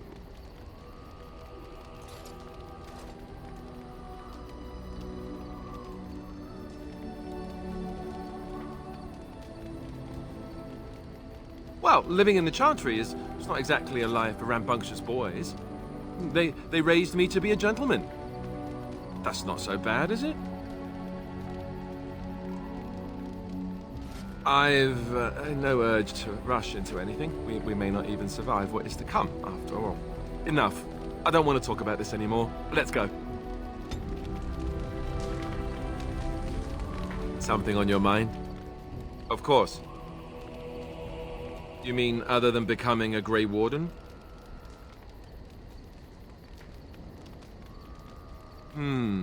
You know, I asked Duncan this too, and all I got was, "You'll see." Oh, it's not that Duncan wants to keep it a secret, it's just that the Grey Wardens don't discuss it much. I gather it's not a pleasant topic. The first change I noticed was an increase in appetite. I used to get up in the middle of the night and raid the castle larder. I thought I was starving. I'd slurp down every dinner like it was my last. My face all covered in gravy. When I'd look up, the other Grey Wardens would stare, then laugh themselves to tears.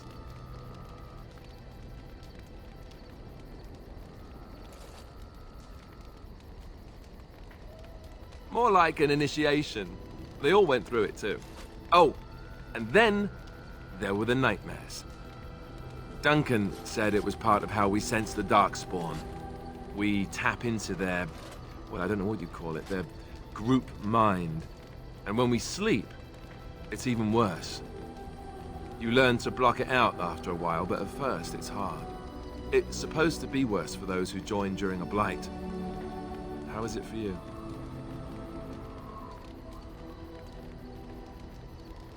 Some people never have much trouble, but that's rare. Others have trouble sleeping their entire life. They're just more sensitive, I suppose. Everyone ends up the same, though. Once you reach a certain age, the real nightmares come. That's how a Grey Warden knows his time has come. Oh, that's right. We never had time to tell you that part, did we? Well, in addition to all the other wonderful things about being a Grey Warden, you don't need to worry about dying from old age. You've got 30 years to live, give or take. The taint, it's a death sentence. Ultimately, your body won't be able to take it. When the time comes, most Grey Wardens go to Orzammar and die in battle rather than waiting. It's tradition. You'll always find Darkspawn down where the dwarves are. The oldest Grey Wardens head to the deep roads for one last glorious battle. Not that there's a shortage of Darkspawn during a blight, but that's the tradition. The dwarves respect us for it. And you wondered why we kept the joining a secret from the new recruits. There you have it.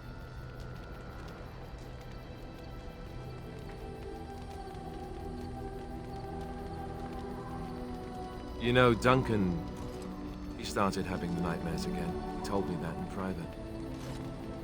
He said it wouldn't be long before he'd go to Orzammar himself. I guess he got what he wanted. I just wish it had been something worthy of him.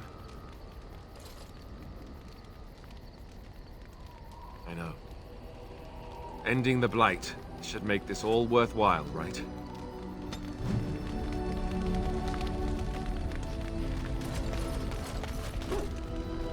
You are not quite as callow as I thought. That is unexpected. You're welcome. I caged myself. A weak mind is a deadly foe, as you are no doubt aware. That is complicated. I told you before that I was sent here. I was not sent alone. I came to your lands with 7 of the Beresad, my brothers, to seek answers about the Blight. We made our way across the Ferelden countryside without incident, seeing nothing of the threat we were sent to observe. Until the night we camped by Lake Calenhad. They came from everywhere. The earth beneath our feet, the air above us. Our own shadows harbored the Darkspawn. I saw the last of the creatures cut down, too late. I fell.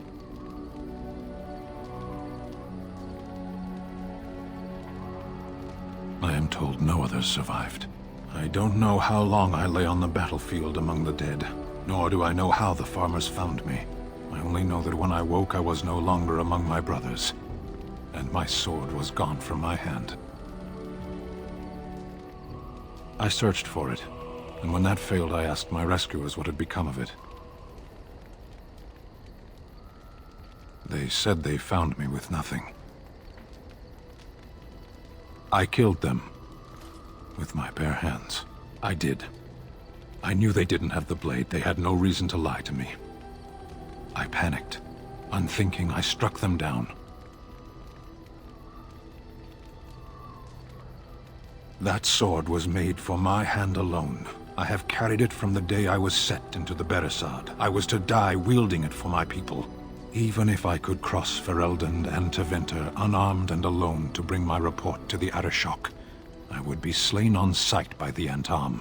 They would know me as soulless, a deserter. No soldier would cast aside his blade while he drew breath.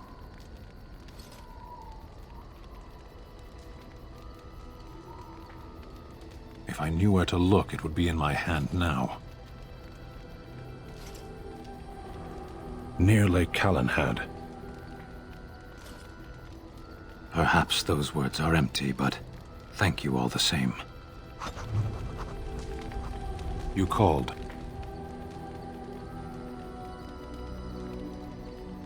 I am hardly surprised. To put it lightly, no one has a place here. Your farmers wish to be merchants. The merchants dream of being nobles, and the nobles become warriors. No one is content to be who they are.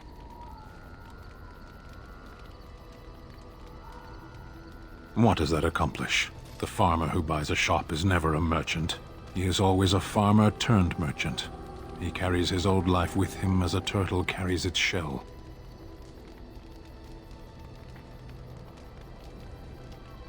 Does it? It's also his weakness. If he stumbles and falls over, it pins him on his back. It is better to armor yourself with no more than what you need. One life, one duty. Shall we move on?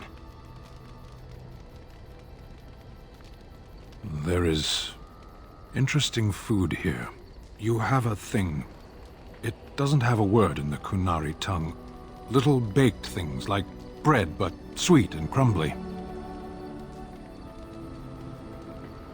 Yes, we have no such things in our lands. This should be remedied. Shall we move on? Perhaps. It's strange to be in a crowd and hear a language that is not your own, to see faces that are and aren't like yours. I miss the smells of Saharon, tea and incense and the sea. Ferelden smells of wet dogs.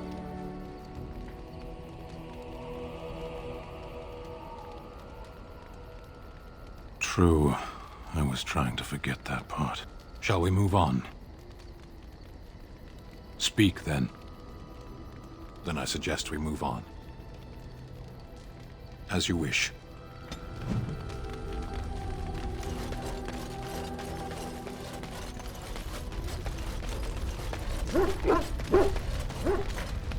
I enjoy the nights at camp. The night always seems more peaceful to me, safer.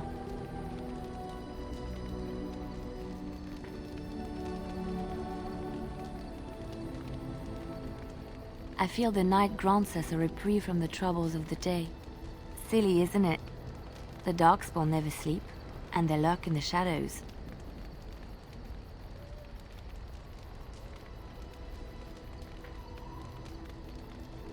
I enjoy those nights when we stand guard together, talking to pass the time in those small hours. Well, I talk and you listen mostly.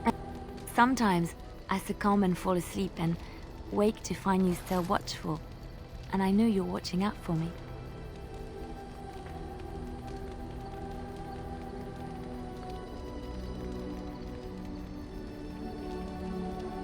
What I'm trying to say is that I trust you. I'm comfortable around you. I know you'll be there when I need you. You are our leader and my friend, and sometimes I think that maybe we could be more than that. Maker, look at me stumbling over my words like an ill-educated peasant girl. Some bard I am.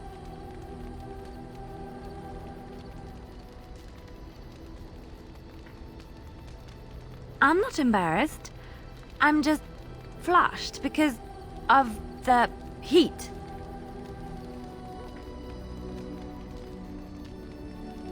Really? No one told me. You felt the same way and didn't do me the courtesy of informing me? You made me say all those things. Why couldn't you have said them first? Oh, how very awkward.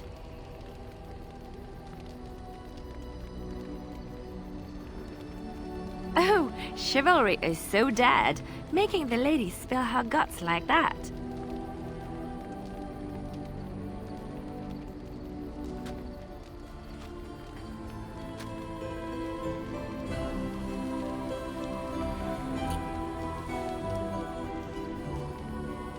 Well, that settles it then. The stars are out.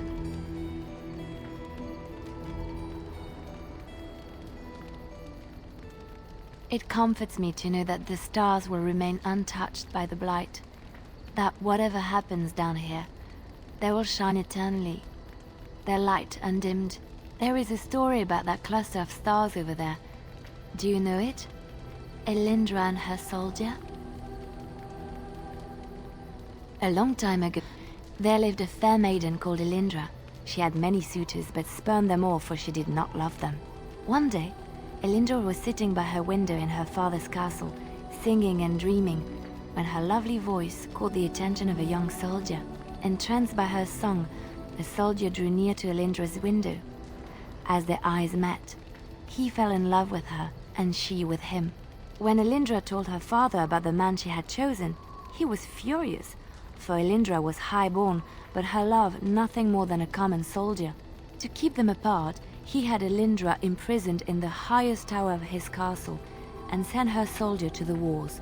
Alas, not a month had passed before news of the soldier's death reached Elindra.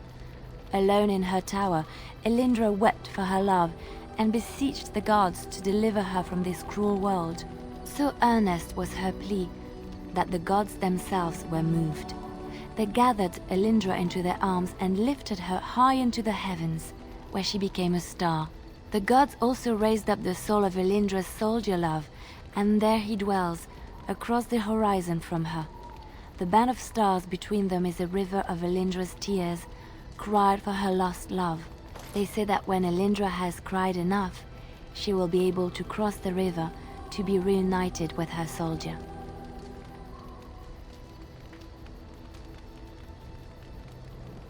This story is one of my favorites. A tale of a love so great and so enduring that it defies death and moves the gods to action. Sometimes I ask myself, does such a love exist? Can it exist?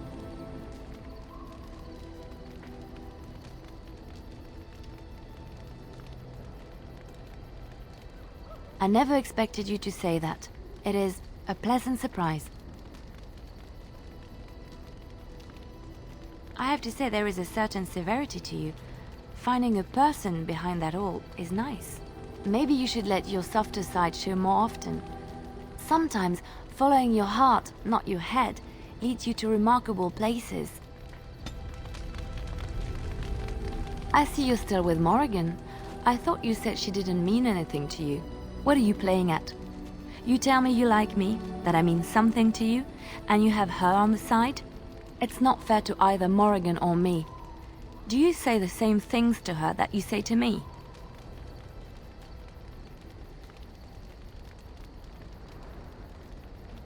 I suppose you need different girls for different days of the week? Morrigan when you want some rough tumbling, Leliana when you need a bedtime story and someone to tell you what a nice boy you are. Just show me some respect. Show us some respect, please.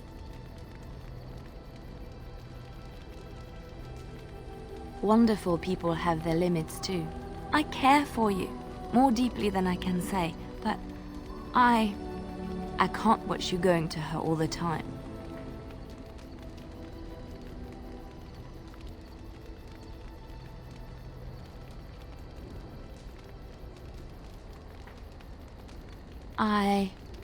I see. That's your choice then. I understand. Excuse me. I have to be alone for a while.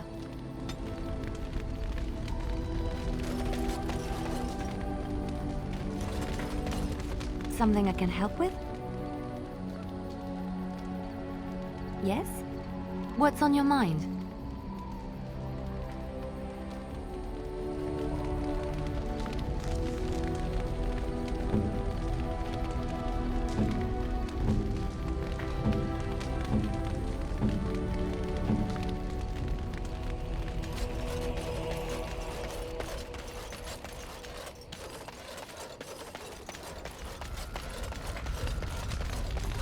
I have something for you. I mean that I have a gift for you. 'Tis a ring. Now before you get any foolish notions, let me explain. Flemeth once gave me the ring because it allowed her to find me no matter where I went, in case I was ever captured by hunters. I disabled its power as soon as we left the wilds. Recently, however, I thought to change it. Now, I will be able to find whoever wears it instead. It is not given out of sentimentality. I believe you were too important to risk. If you were captured, this ring would allow the rest of us to find you quickly.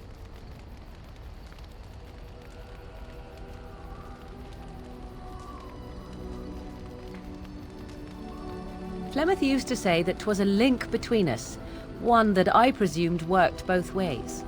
I never tested it, but I doubt she would have lied over such a thing, so it would mean I am linked to you as much as you to I. I do not know. As I said, I never tested it. Perhaps. Now you are mocking me. Do you wish the ring or not? I am tempted to simply keep it. You are welcome. Perhaps it will be useful someday.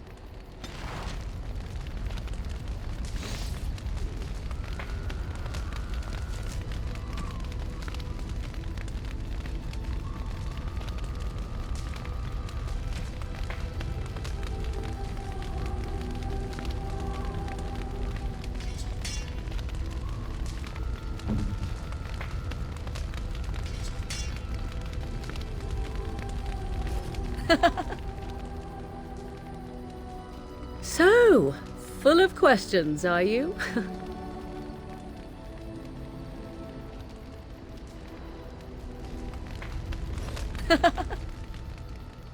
We're in camp, so 'tis as good a time as any.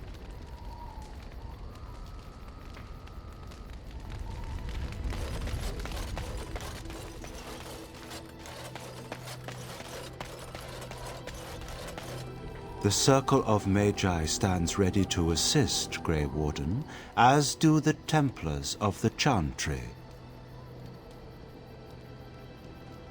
The sincerity of your cause has drawn them together under a common banner. It would not have happened otherwise. The Circle of Magi stands ready to assist, Grey. There are always areas to improve on, Grey Warden. The most useful for my talents are runes. The Circle of Magi stands ready, as is my duty, Grey Warden.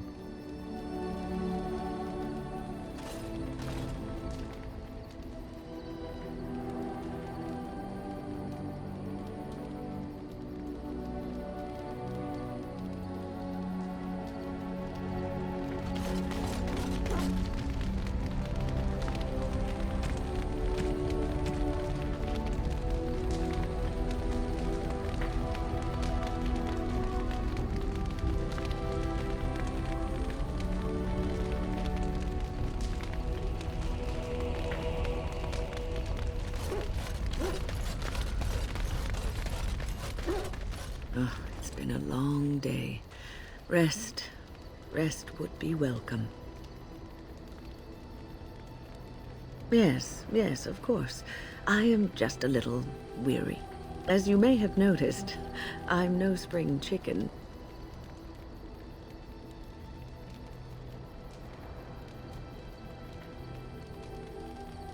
Thank you. You're very kind to say so. But in all honesty, I do not know how many years I have left in me. I have lived for such a long time, but there is always something else to do. And I have to keep going in order to do it. I think I will be glad when I am done.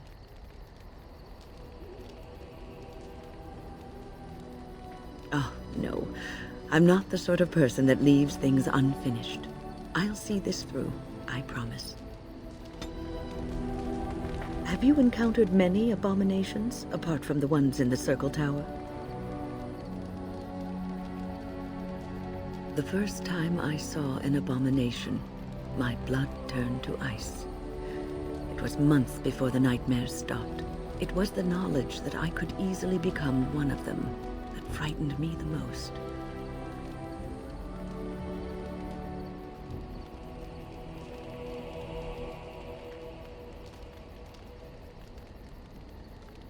Every mage is vulnerable, no matter how accomplished or powerful. That is the first thing we learn, and overconfidence can lead to recklessness. One slip. All it takes is one slip, and everything you are is simply gone, replaced by madness.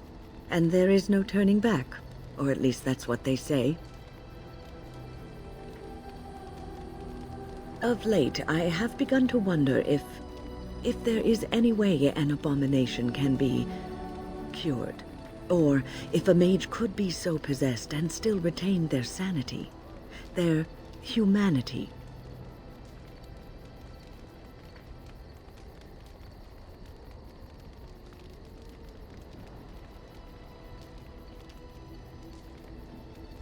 Yes, it is madness and cruelty that define abominations. If those are lacking, if the mage remembers the person they truly are, then they are not an abomination. I never saw that. Thank you for showing me another way of looking at it. So, tell me, how did you become a Grey Warden?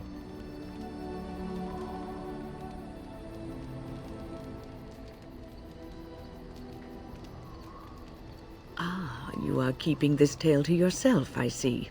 Fair enough. Forgive me for prying.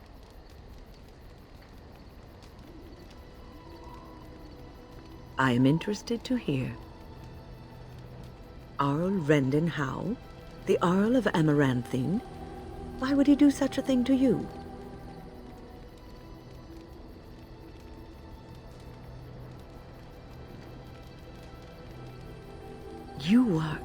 You are the last of the Kuslands? I had no idea. My lord?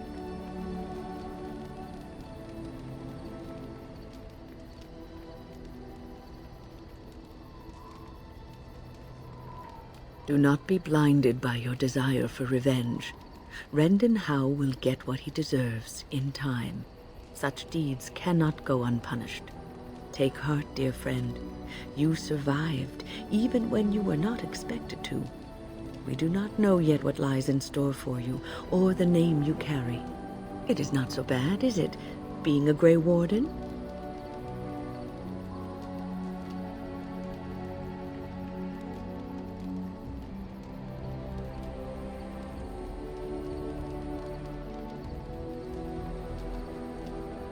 Sometimes it gives me comfort to think that everything will end up the way it's supposed to. That it will be all right. You were chosen. You survived the joining when others did not. Perhaps it was meant to be. I must ask, what does being a Grey Warden mean to you?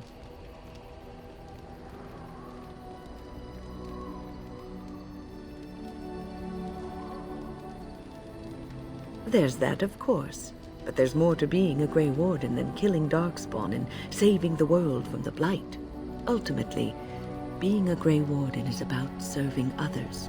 About serving all people, whether elves or dwarves or men.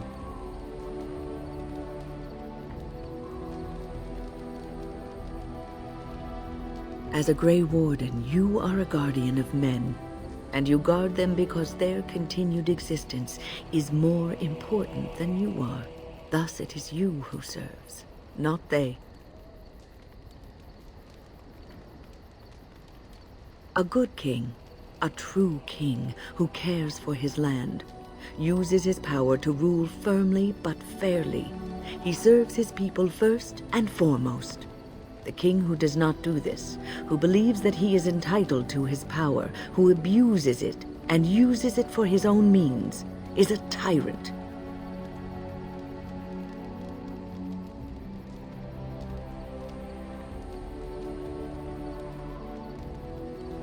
If you live apart from others and your actions affect only you, then you may do as you wish.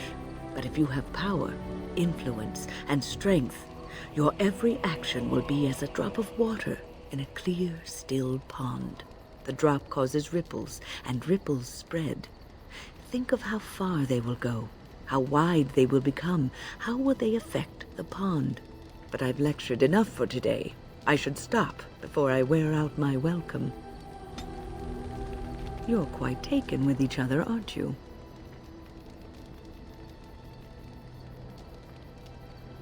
Well, she's hardly discreet. The way she looks at you, it's as though she's completely forgotten there's anything of you above the waist.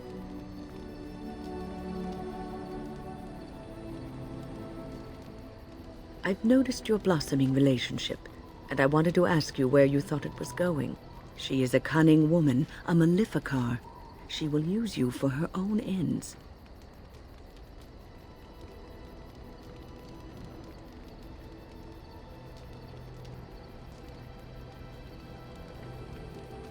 That is some consolation, at least. Just remember to be wary. You are a Grey Warden. You have responsibilities which supersede your personal desires.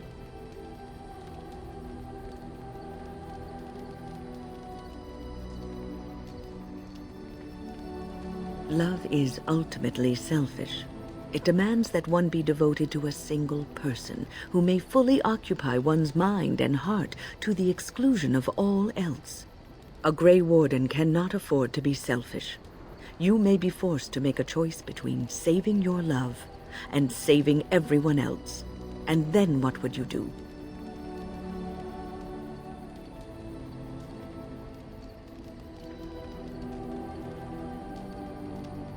Nothing is certain. Not in these times. You cannot take anything for granted. I want you to be aware of this.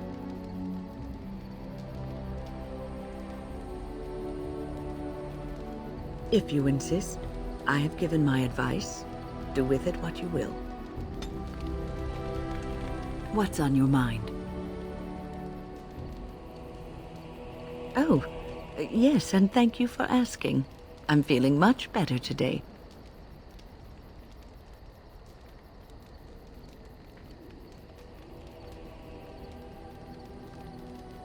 Well, thank you for your kindness, my dear. It certainly warms these rickety old bones. What's on your mind? Is something troubling you?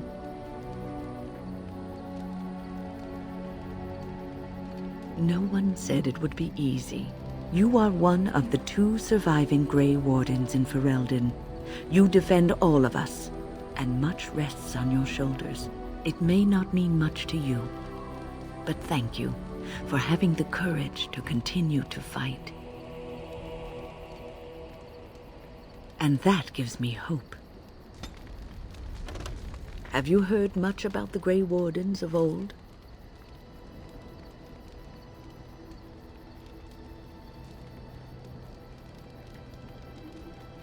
It was said that watching the Wardens ride in on their white griffins was enough to rouse a weary heart and put the dance back in the step of an old man. The Grey Wardens were powerful, feared and respected, but they also inspired the common people. I remember a tale that was told to me many years ago. The Blight had ravaged the land for months, and the armies of the great kings had amassed for one last stand. As the sun burst through the clouds that boiled and churned in the dark sky above, it illuminated a vast, seething horde of darkspawn, with the archdemon at its head.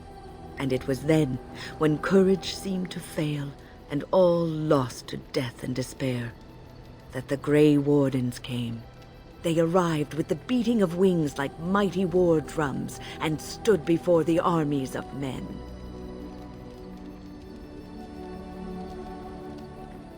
The Grey Wardens, grim and fearless, marched forth, ever between the men and the encroaching darkspawn. They formed a shield of their own bodies and held that line until the archdemon was dead, and the last darkspawn lay trampled in the dirt. And then, demanding neither reward nor recognition for their sacrifice, the Grey Wardens departed. When the clouds finally rolled back, and the sun shone full upon the blighted ground, the great kings knew that they had lost no men, and none of their blood had been spilled.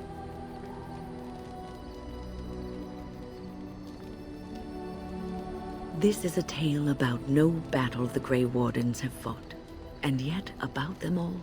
They have always defended us from the Darkspawn, taking losses so we do not have to. People may have forgotten over the centuries, but nothing has changed. This knowledge has been blessing and burden to Grey Wardens past, and now it shall be your blessing and your burden. What's on your mind? No, you won't.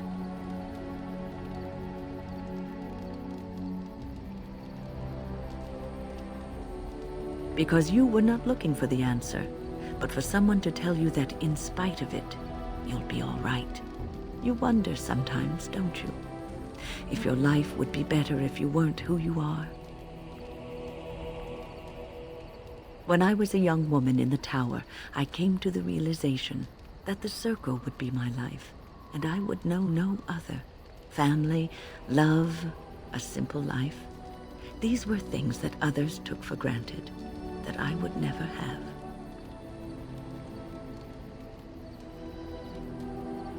It made me very moody. All I could think of was being trapped in that tower with no way out and no end in sight. I started hating my life and myself, and one night I found myself in the tower's chapel. I was seeking refuge, maybe answers.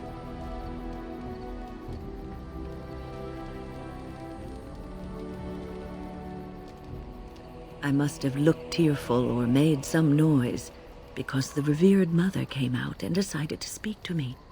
And because I had no one else to talk to, I talked to her. I must have said many silly things, but she told me that the Maker puts us all on our paths for a reason, and fighting our intended course is what causes so much anguish.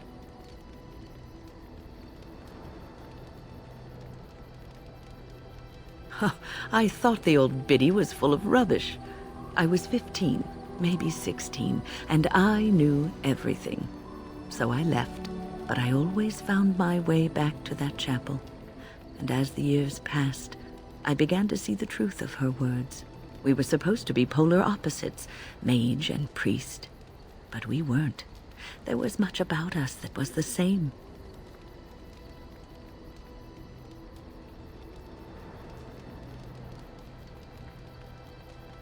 The revered mother had lived in the chantry all her life, as I had been in the tower for all of mine. She taught me that you can find your family in the people around you, that you can love your work and find fulfillment in duty, and there is joy even in self-sacrifice. If you put others before yourself, then their well-being is yours, and their happiness is your happiness.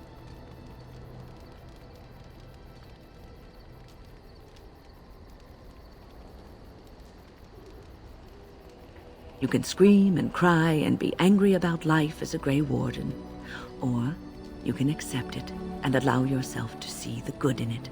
This is your choice. What's on your mind? I will answer to the best of my ability. The Circle is in good hands. Irving knows what to do, and he doesn't need me underfoot. For now, I will support those that battle the Darkspawn. I do feel I left things unfinished in Ostagar. There is so much left to do, and I would be part of it.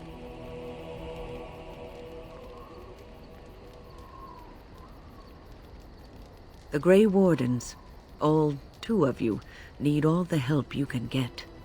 I will see this through to the bitter end, and after that, if I am still left standing, then I will return to the Circle.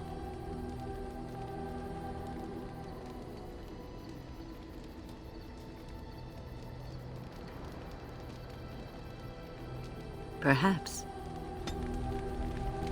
What's on your mind? I will answer to the best of my ability. People don't become mages. They are born mages. The talent just surfaces later. But you are asking how I ended up at the Circle. I was brought there by the Templars, just like many of the other apprentices. I don't remember very much. I was very young then. I didn't have a family. I never knew my real parents. My earliest memory was of hiding in a hayloft on a farm, trying to keep warm. I was found, and the farmer's wife was kind enough not to send me away. But they had children of their own, and I was never made to feel welcome. The eldest son was the worst. He was always calling me a stray, and throwing anything he could get his hands on at me. And I don't know how it happened, but one day, he just found his hair on fire. Fortunately, there was a large trough nearby.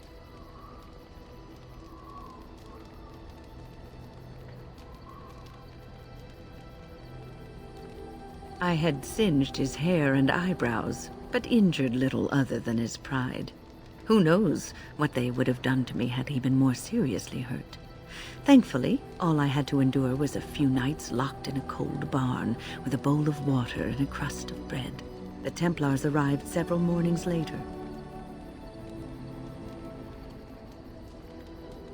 I'll never forget the moment the Templars led me into the entrance hall of the tower. I had never seen anything so grand in my life. I stopped being afraid then. I knew I was home.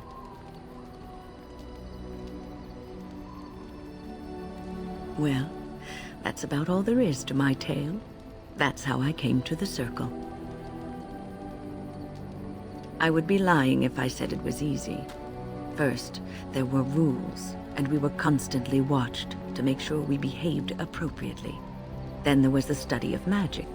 We had to cast the spells just so, control the effects completely. A single word spoken incorrectly, a gesture out of sync, and lack of focus. And we needed to have perfect focus, or we would be in danger.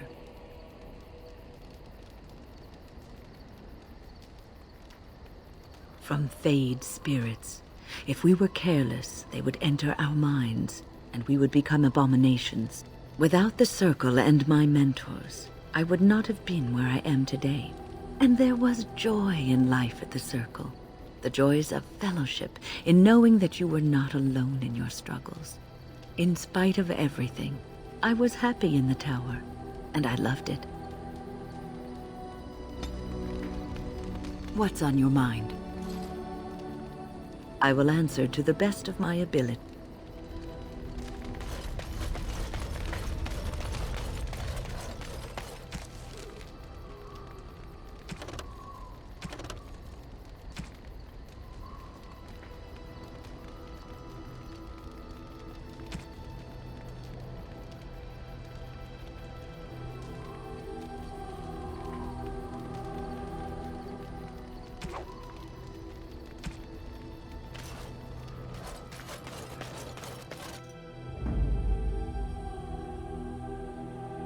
Yes, indeed. Indeed.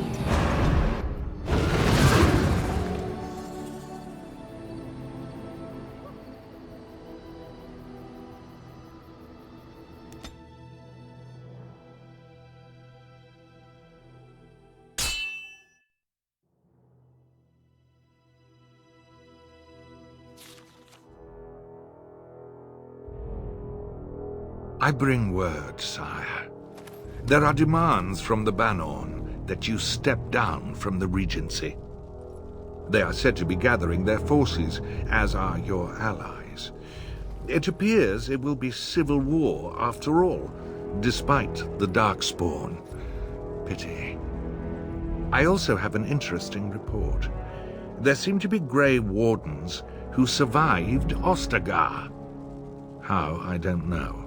But they will act against you.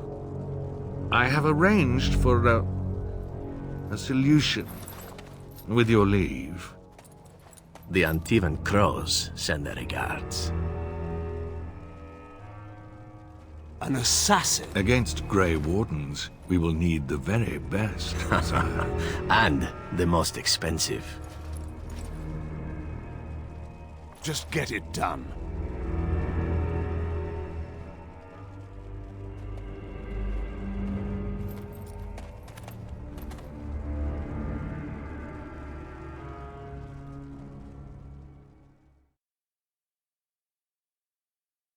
The Darkspawn is...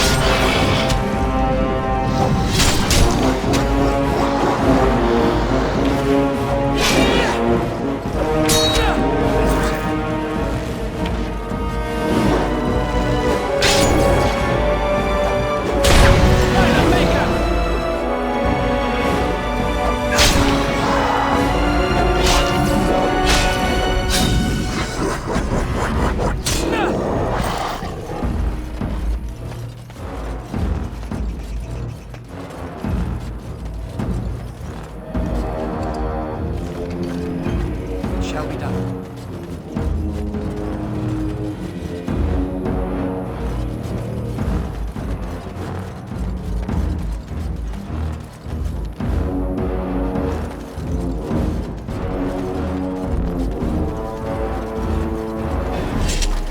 That was rather unpleasant, wasn't it?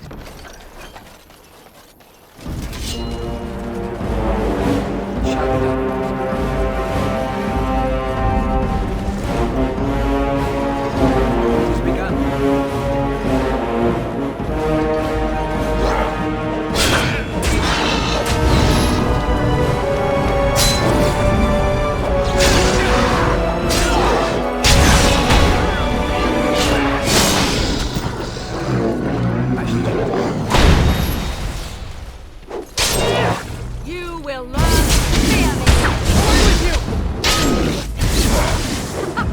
Run while you can!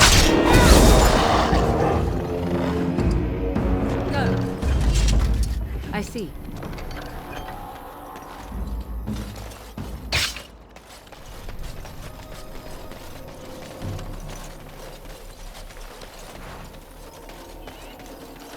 I shall do it.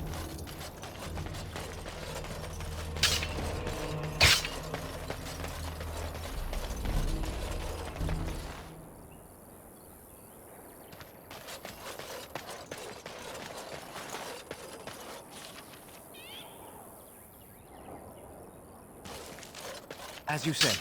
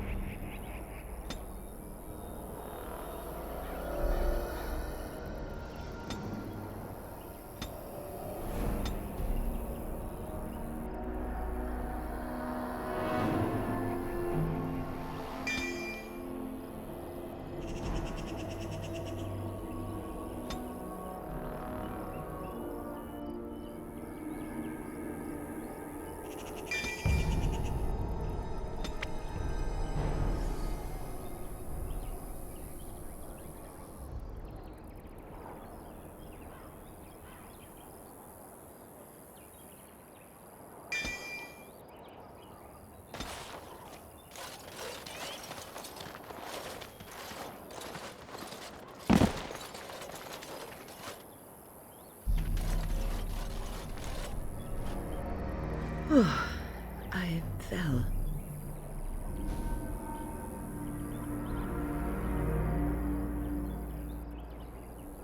For a moment there, I thought it was all over.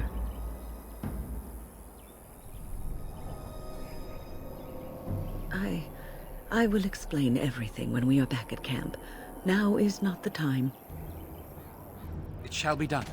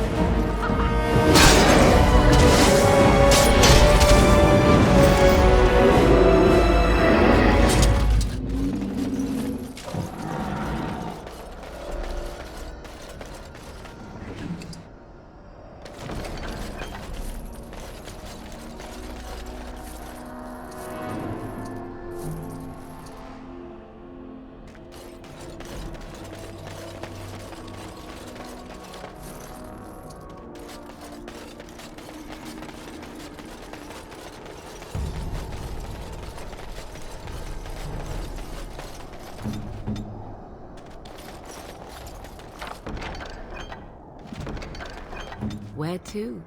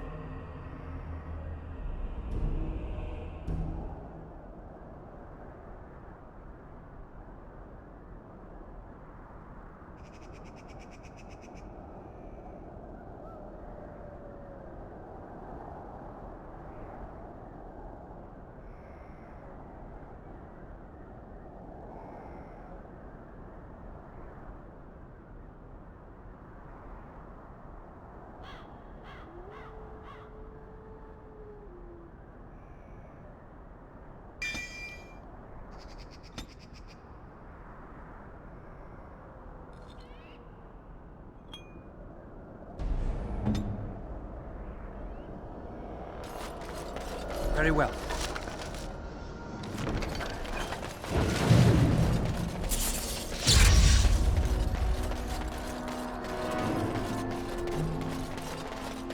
As you say.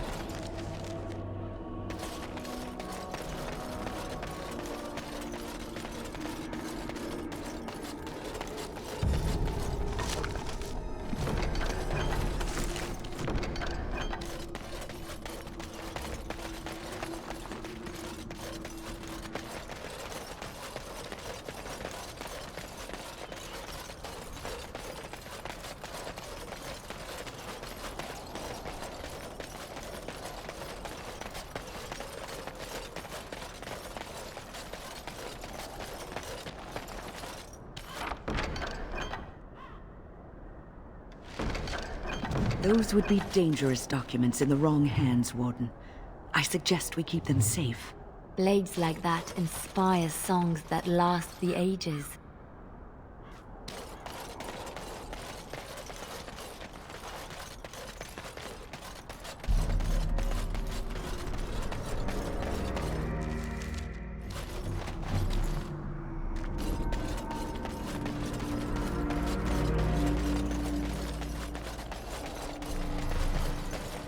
The Darkspawn has sensed us.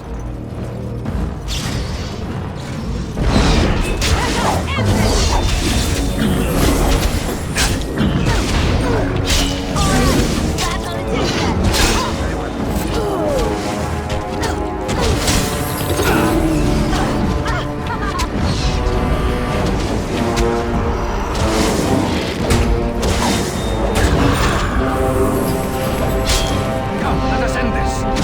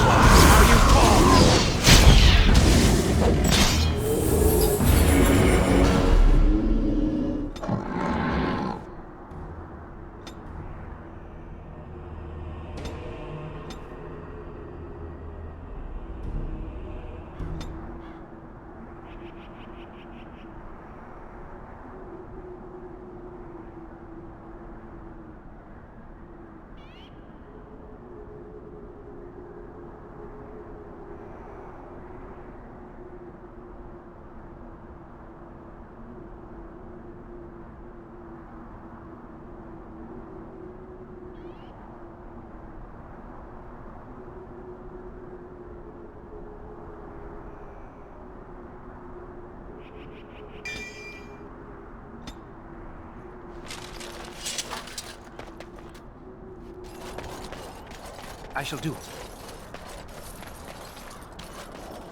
It shall be done.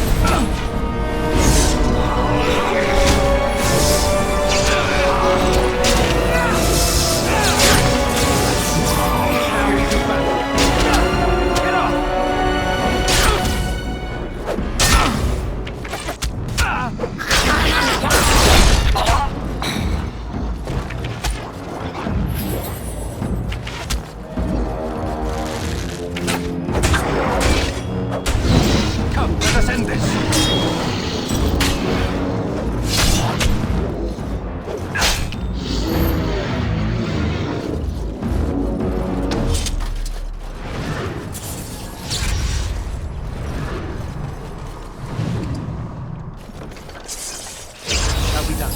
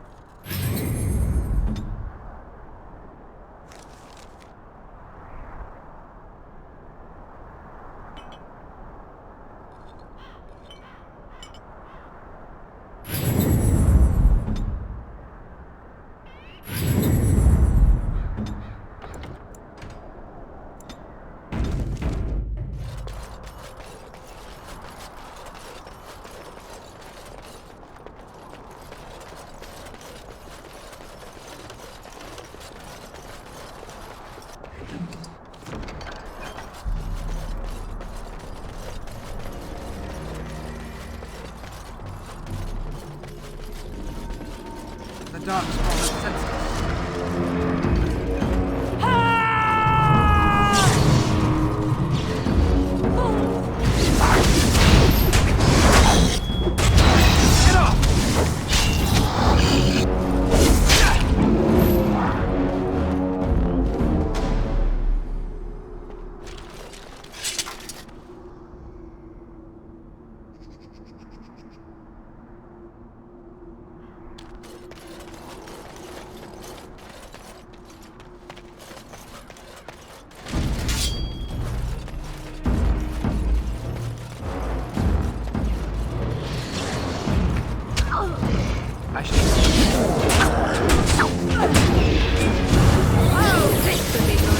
Now we do battle.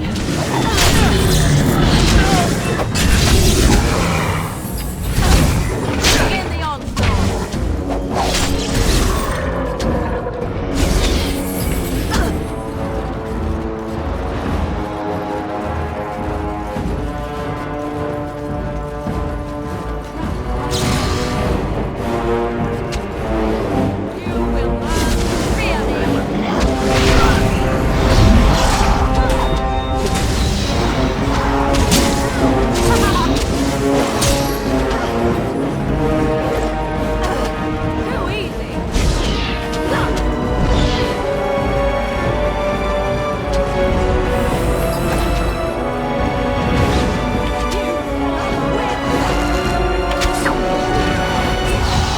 Let us end this!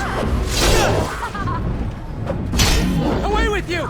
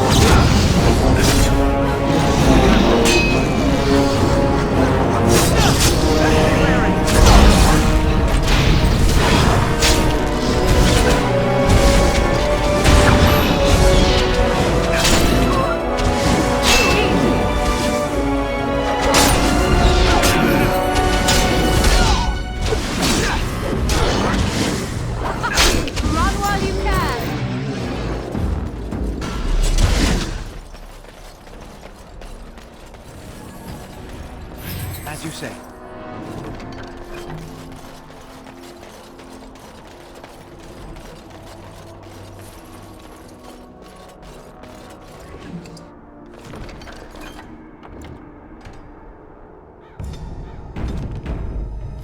The Darkspawn have sensed us.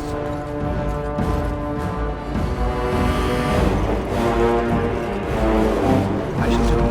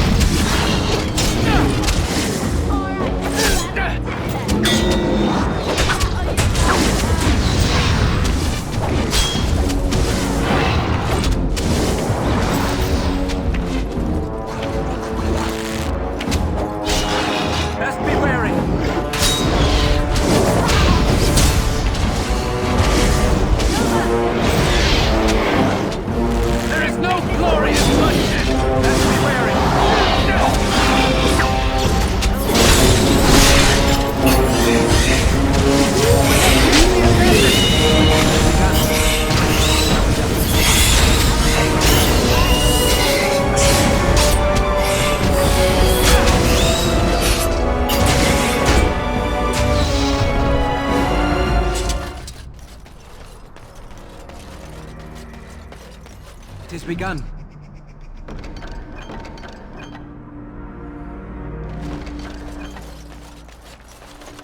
Very well.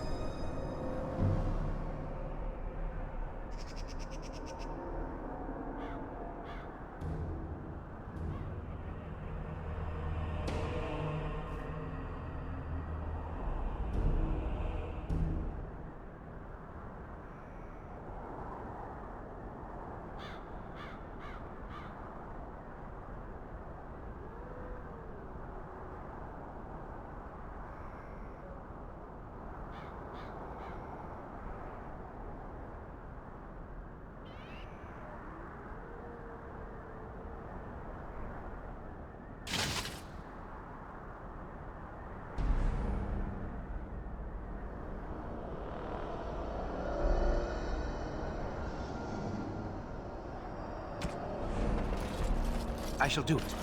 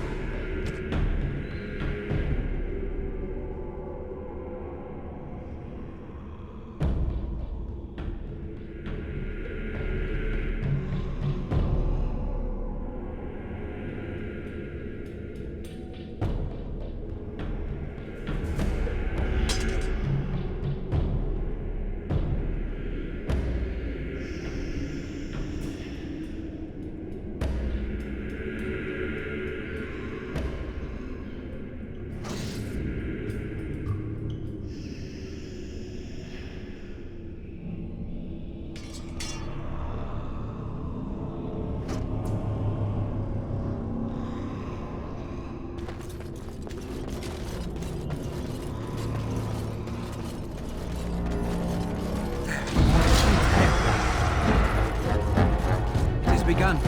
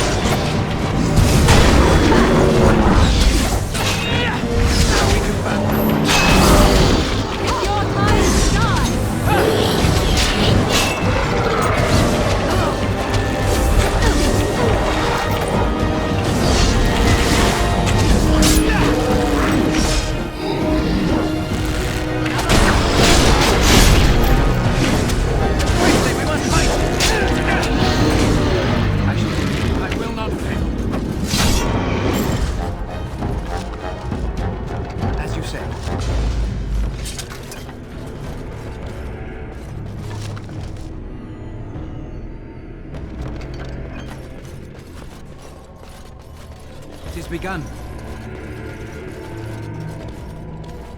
It shall be done.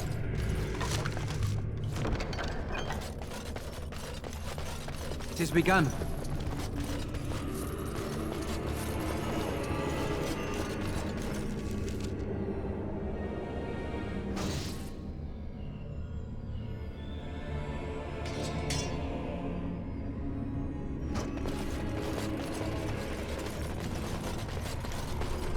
There, into the tunnels. Give chase.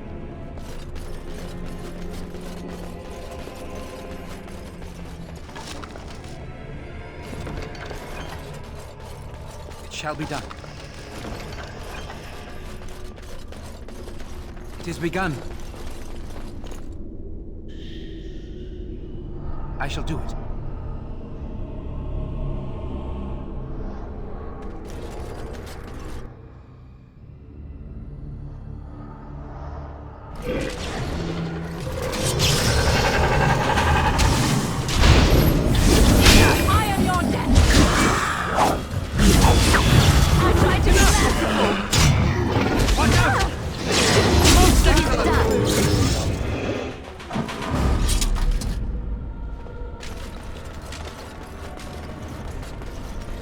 What manner of beast is this?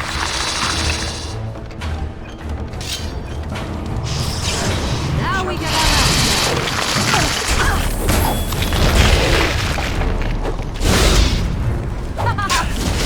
Lost me and you can fall down. Watch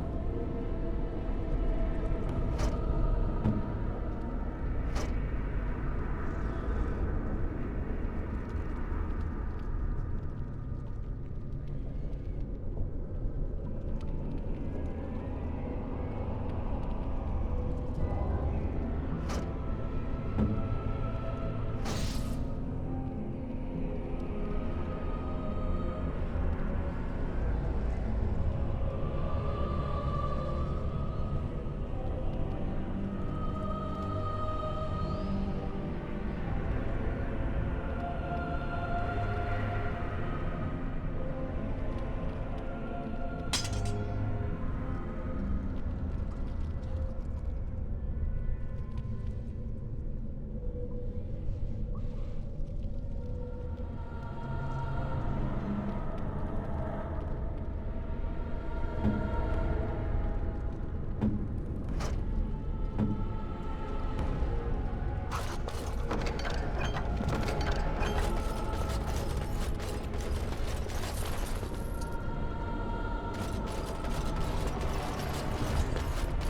Very well.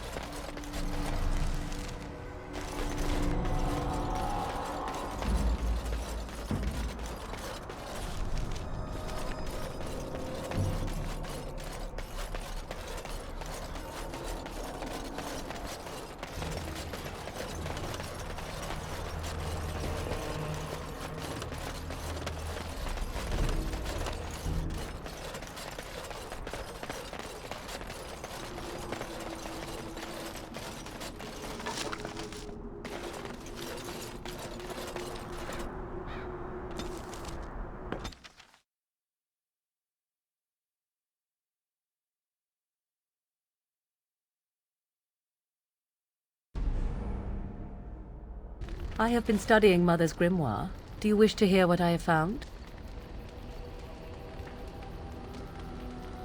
'Tis not what I expected.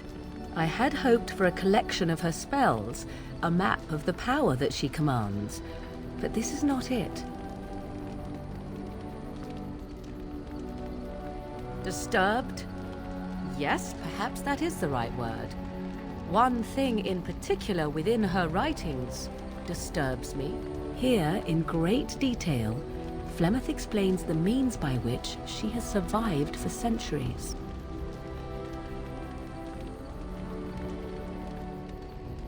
Oh, if only 'twere so.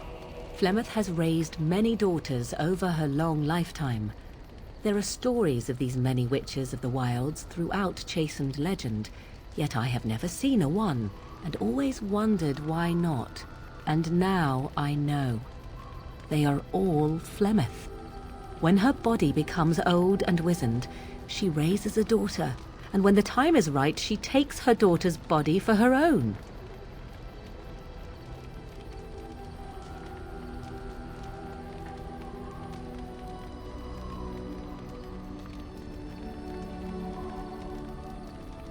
There is only one possible response to this. Flemeth needs to die. I will not sit about like an empty sack waiting to be filled. Flemeth must be slain, and I need your help to do it.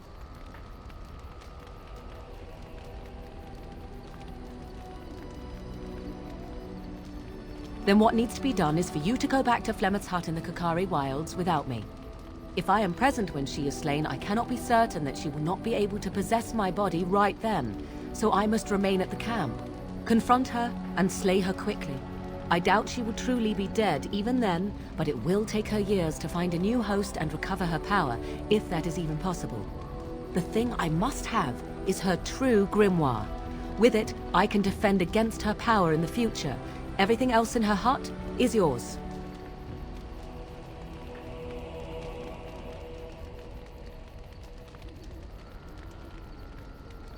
I am grateful. The sooner this can be done, the sooner it will set my mind at ease.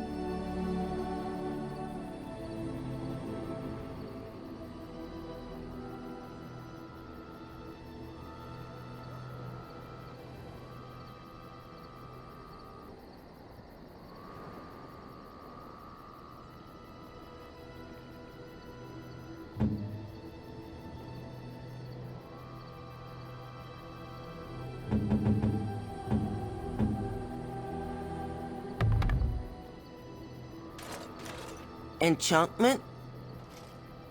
Enchant...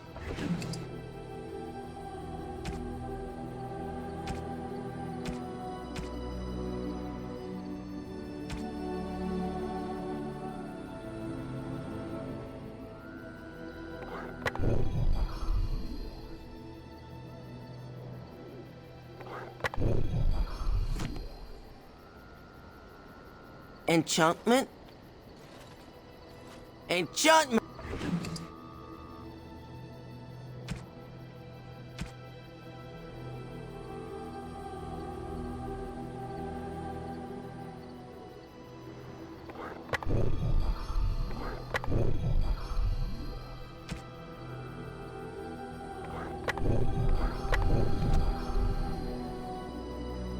If there's anything I can do for you, please, please.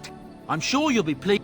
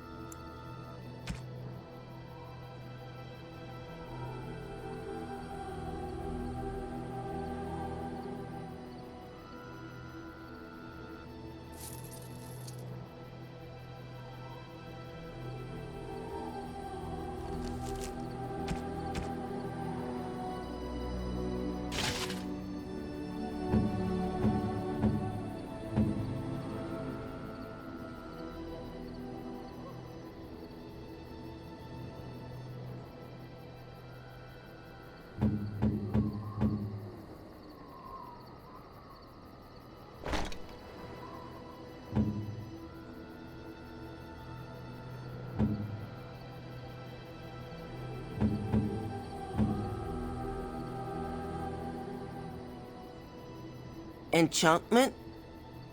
Oh, certainly.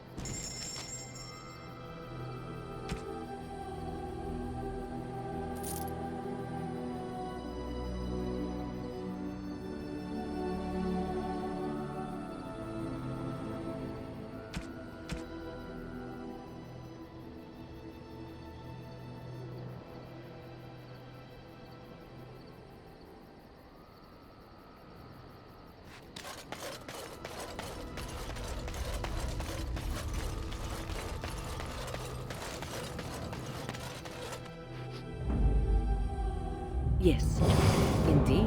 Indeed.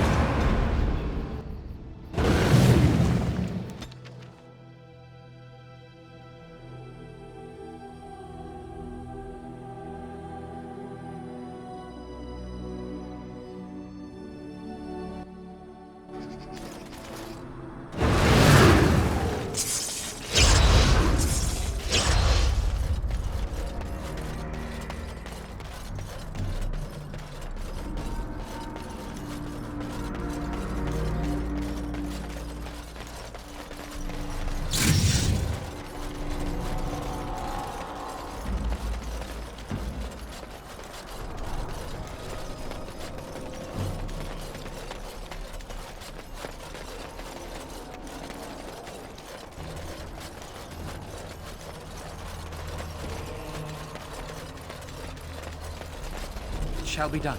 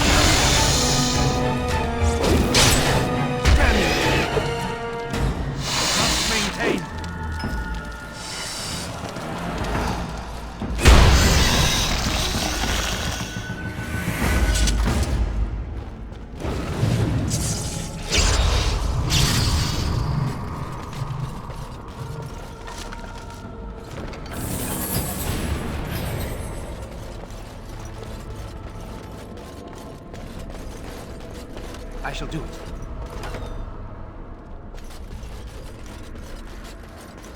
More machines ahead.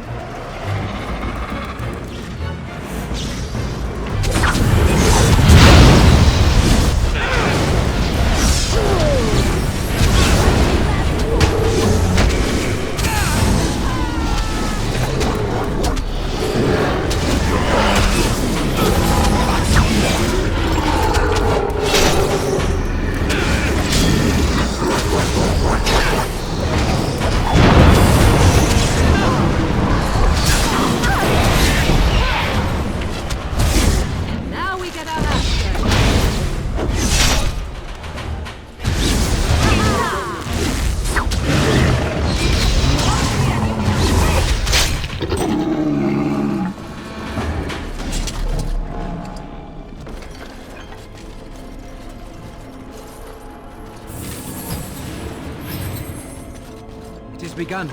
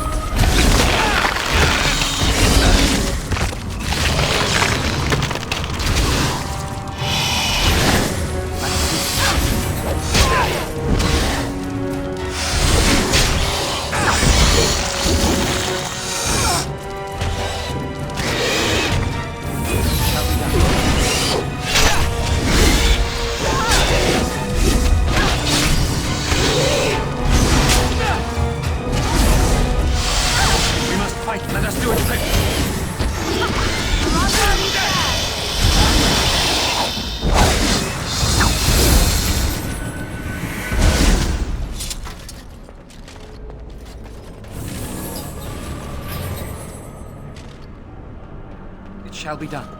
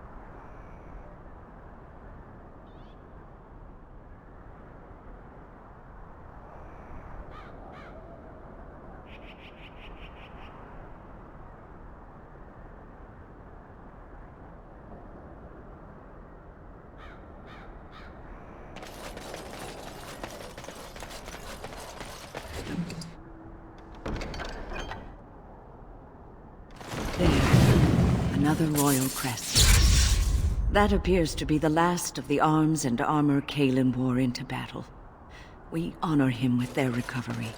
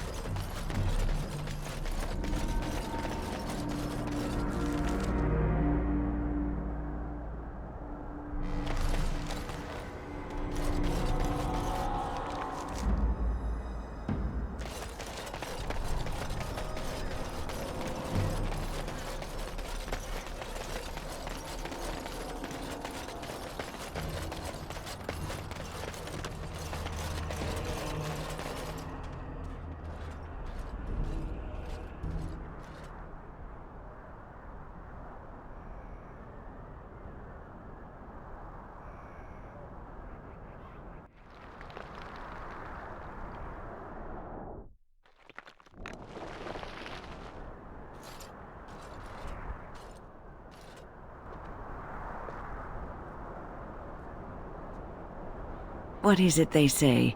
Only the good die young. I wonder what that says about the rest of us.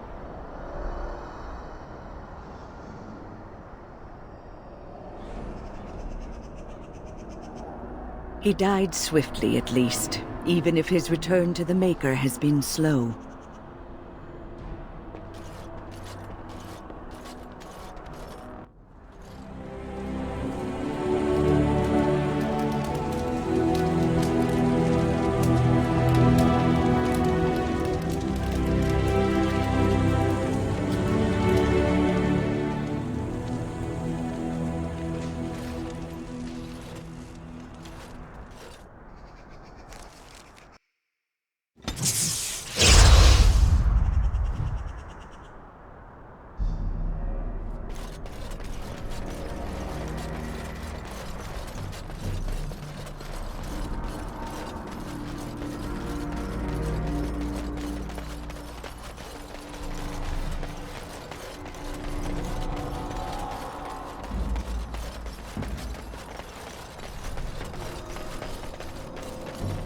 Shall be done.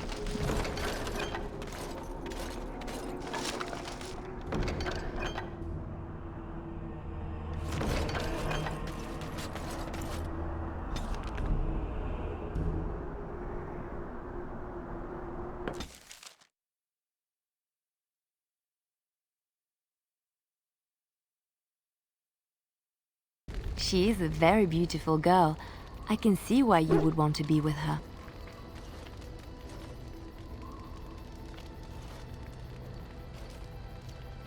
Of course not. You are a dear friend, and I want you to be happy. And whatever you choose, know that I will stand by you.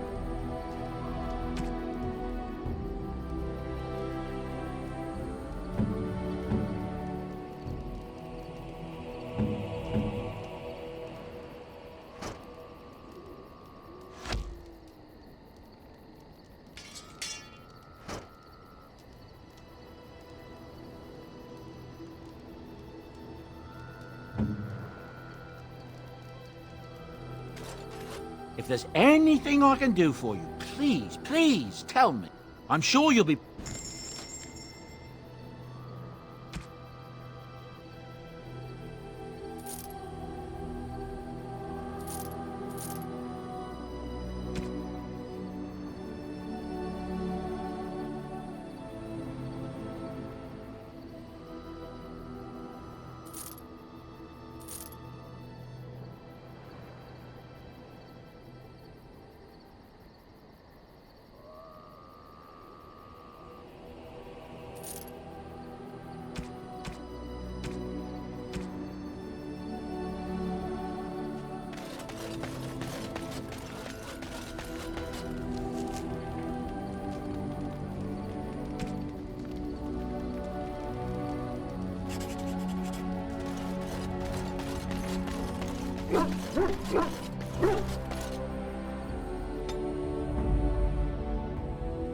Yes, indeed. Indeed.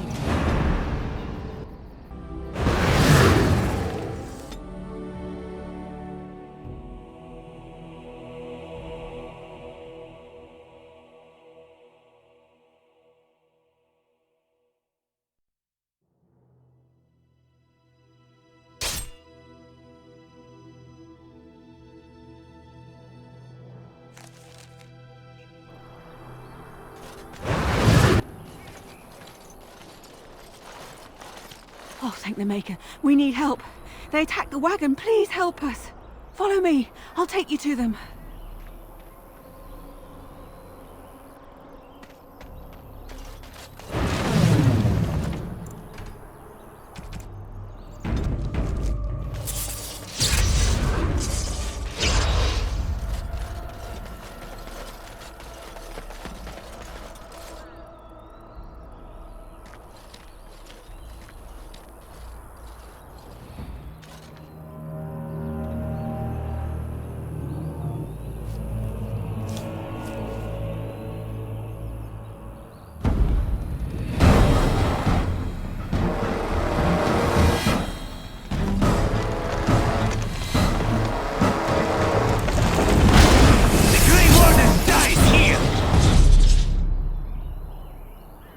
Enemies approaching!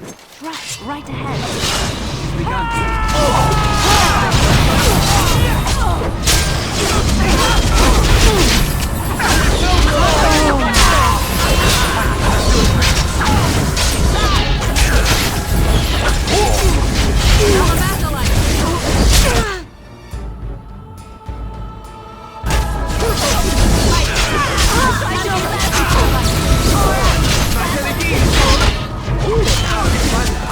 Away with you!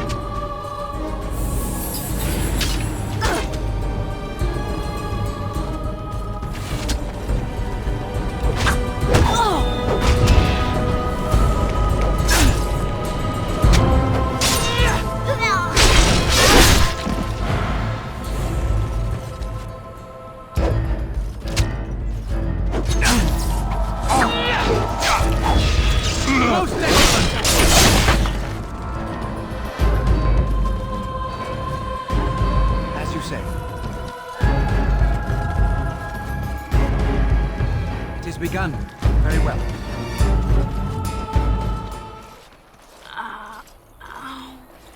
Why does that always happen to me? Oh, what? I rather thought I would wake up dead, or not wake up at all, as the case may be. But I see you haven't killed me yet.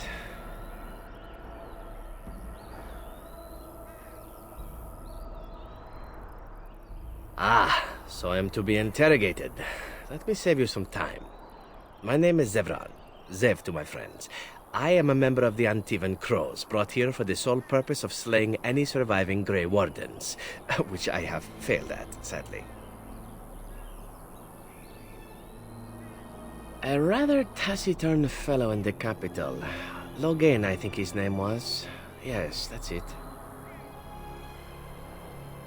I wasn't paid anything. The Crows, however, were paid quite handsomely, or so I understand. Which does make me about as poor as a Chantry mouse, come to think of it. Being an Antivan Crow isn't for the ambitious, to be perfectly honest. I wasn't. If I had succeeded, I would have returned home and the Crows would have informed your Logain of the results, if he didn't already know. If I had failed, I would be dead, or I should be, at least as far as the Crows are concerned. No need to see Logain then. I can tell you that.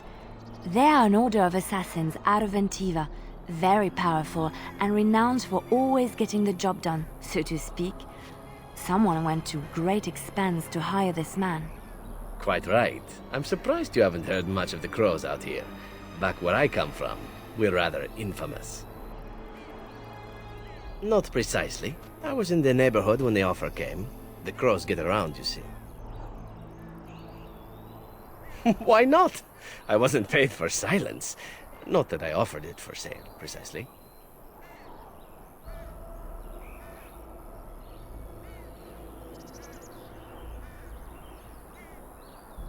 Oh, very true. Thus, there's no reason for me not to tell you everything, is there? As it is, if you're done with the interrogation, I have a proposal for you, if you're of a mind.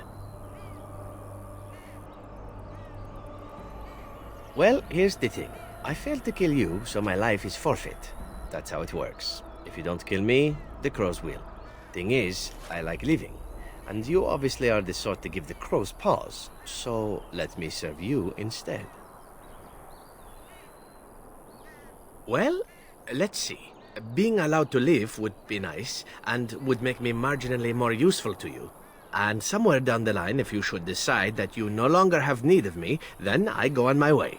Until then, I am yours. Is that fair? Why? Because I am skilled at many things, from fighting to stealth and picking locks. I could also warn you should the Antivan Crows attempt something more sophisticated, now that my attempts have failed. I also know a great many jokes. 12 massage techniques, 6 different card games. I do wonderful at parties, no? To be completely honest, I was never given much of a choice regarding joining the Crows. They bought me on the slave market when I was a child. I think I paid my worth back to them plus tenfold. The only way out, however, is to sign up with someone they can't touch. Even if I did kill you now, they might just kill me on principle for failing the first time. Honestly, I'd rather take my chances with you. Possibly. I happen to know their wily ways, however. I can protect myself as well as you. Not that you seem to need much help. And if not, well, it's not as if I had many alternatives to start with, is it?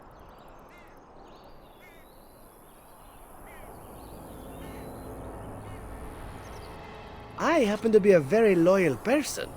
Up until the point where someone expects me to die for failing. That's not a fault, really, is it? I mean, unless you're the sort who would do the same thing, in which case I don't come very well recommended, I suppose. A fine plan, but I would examine your food and drink far more closely from now on, were I you. That's excellent advice for anyone. Welcome, Zevran. Having an Antivan Crow join us sounds like a fine plan. Oh, you are another companion to be, then? I wasn't aware such loveliness existed amongst adventurers, surely. Or maybe not. I hereby pledge my oath of loyalty to you until such a time as you choose to release me from it. I am your man, without reservation. This I swear.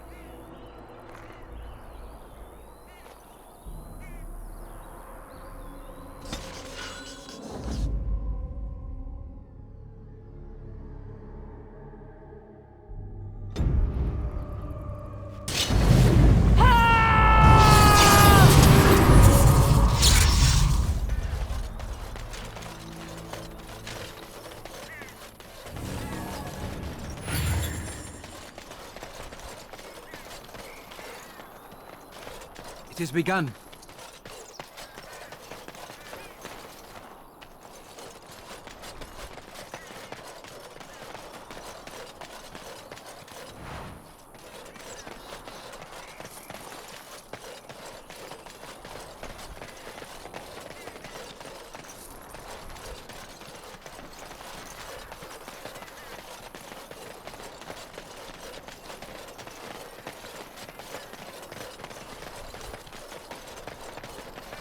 It has begun. As you say. Very well.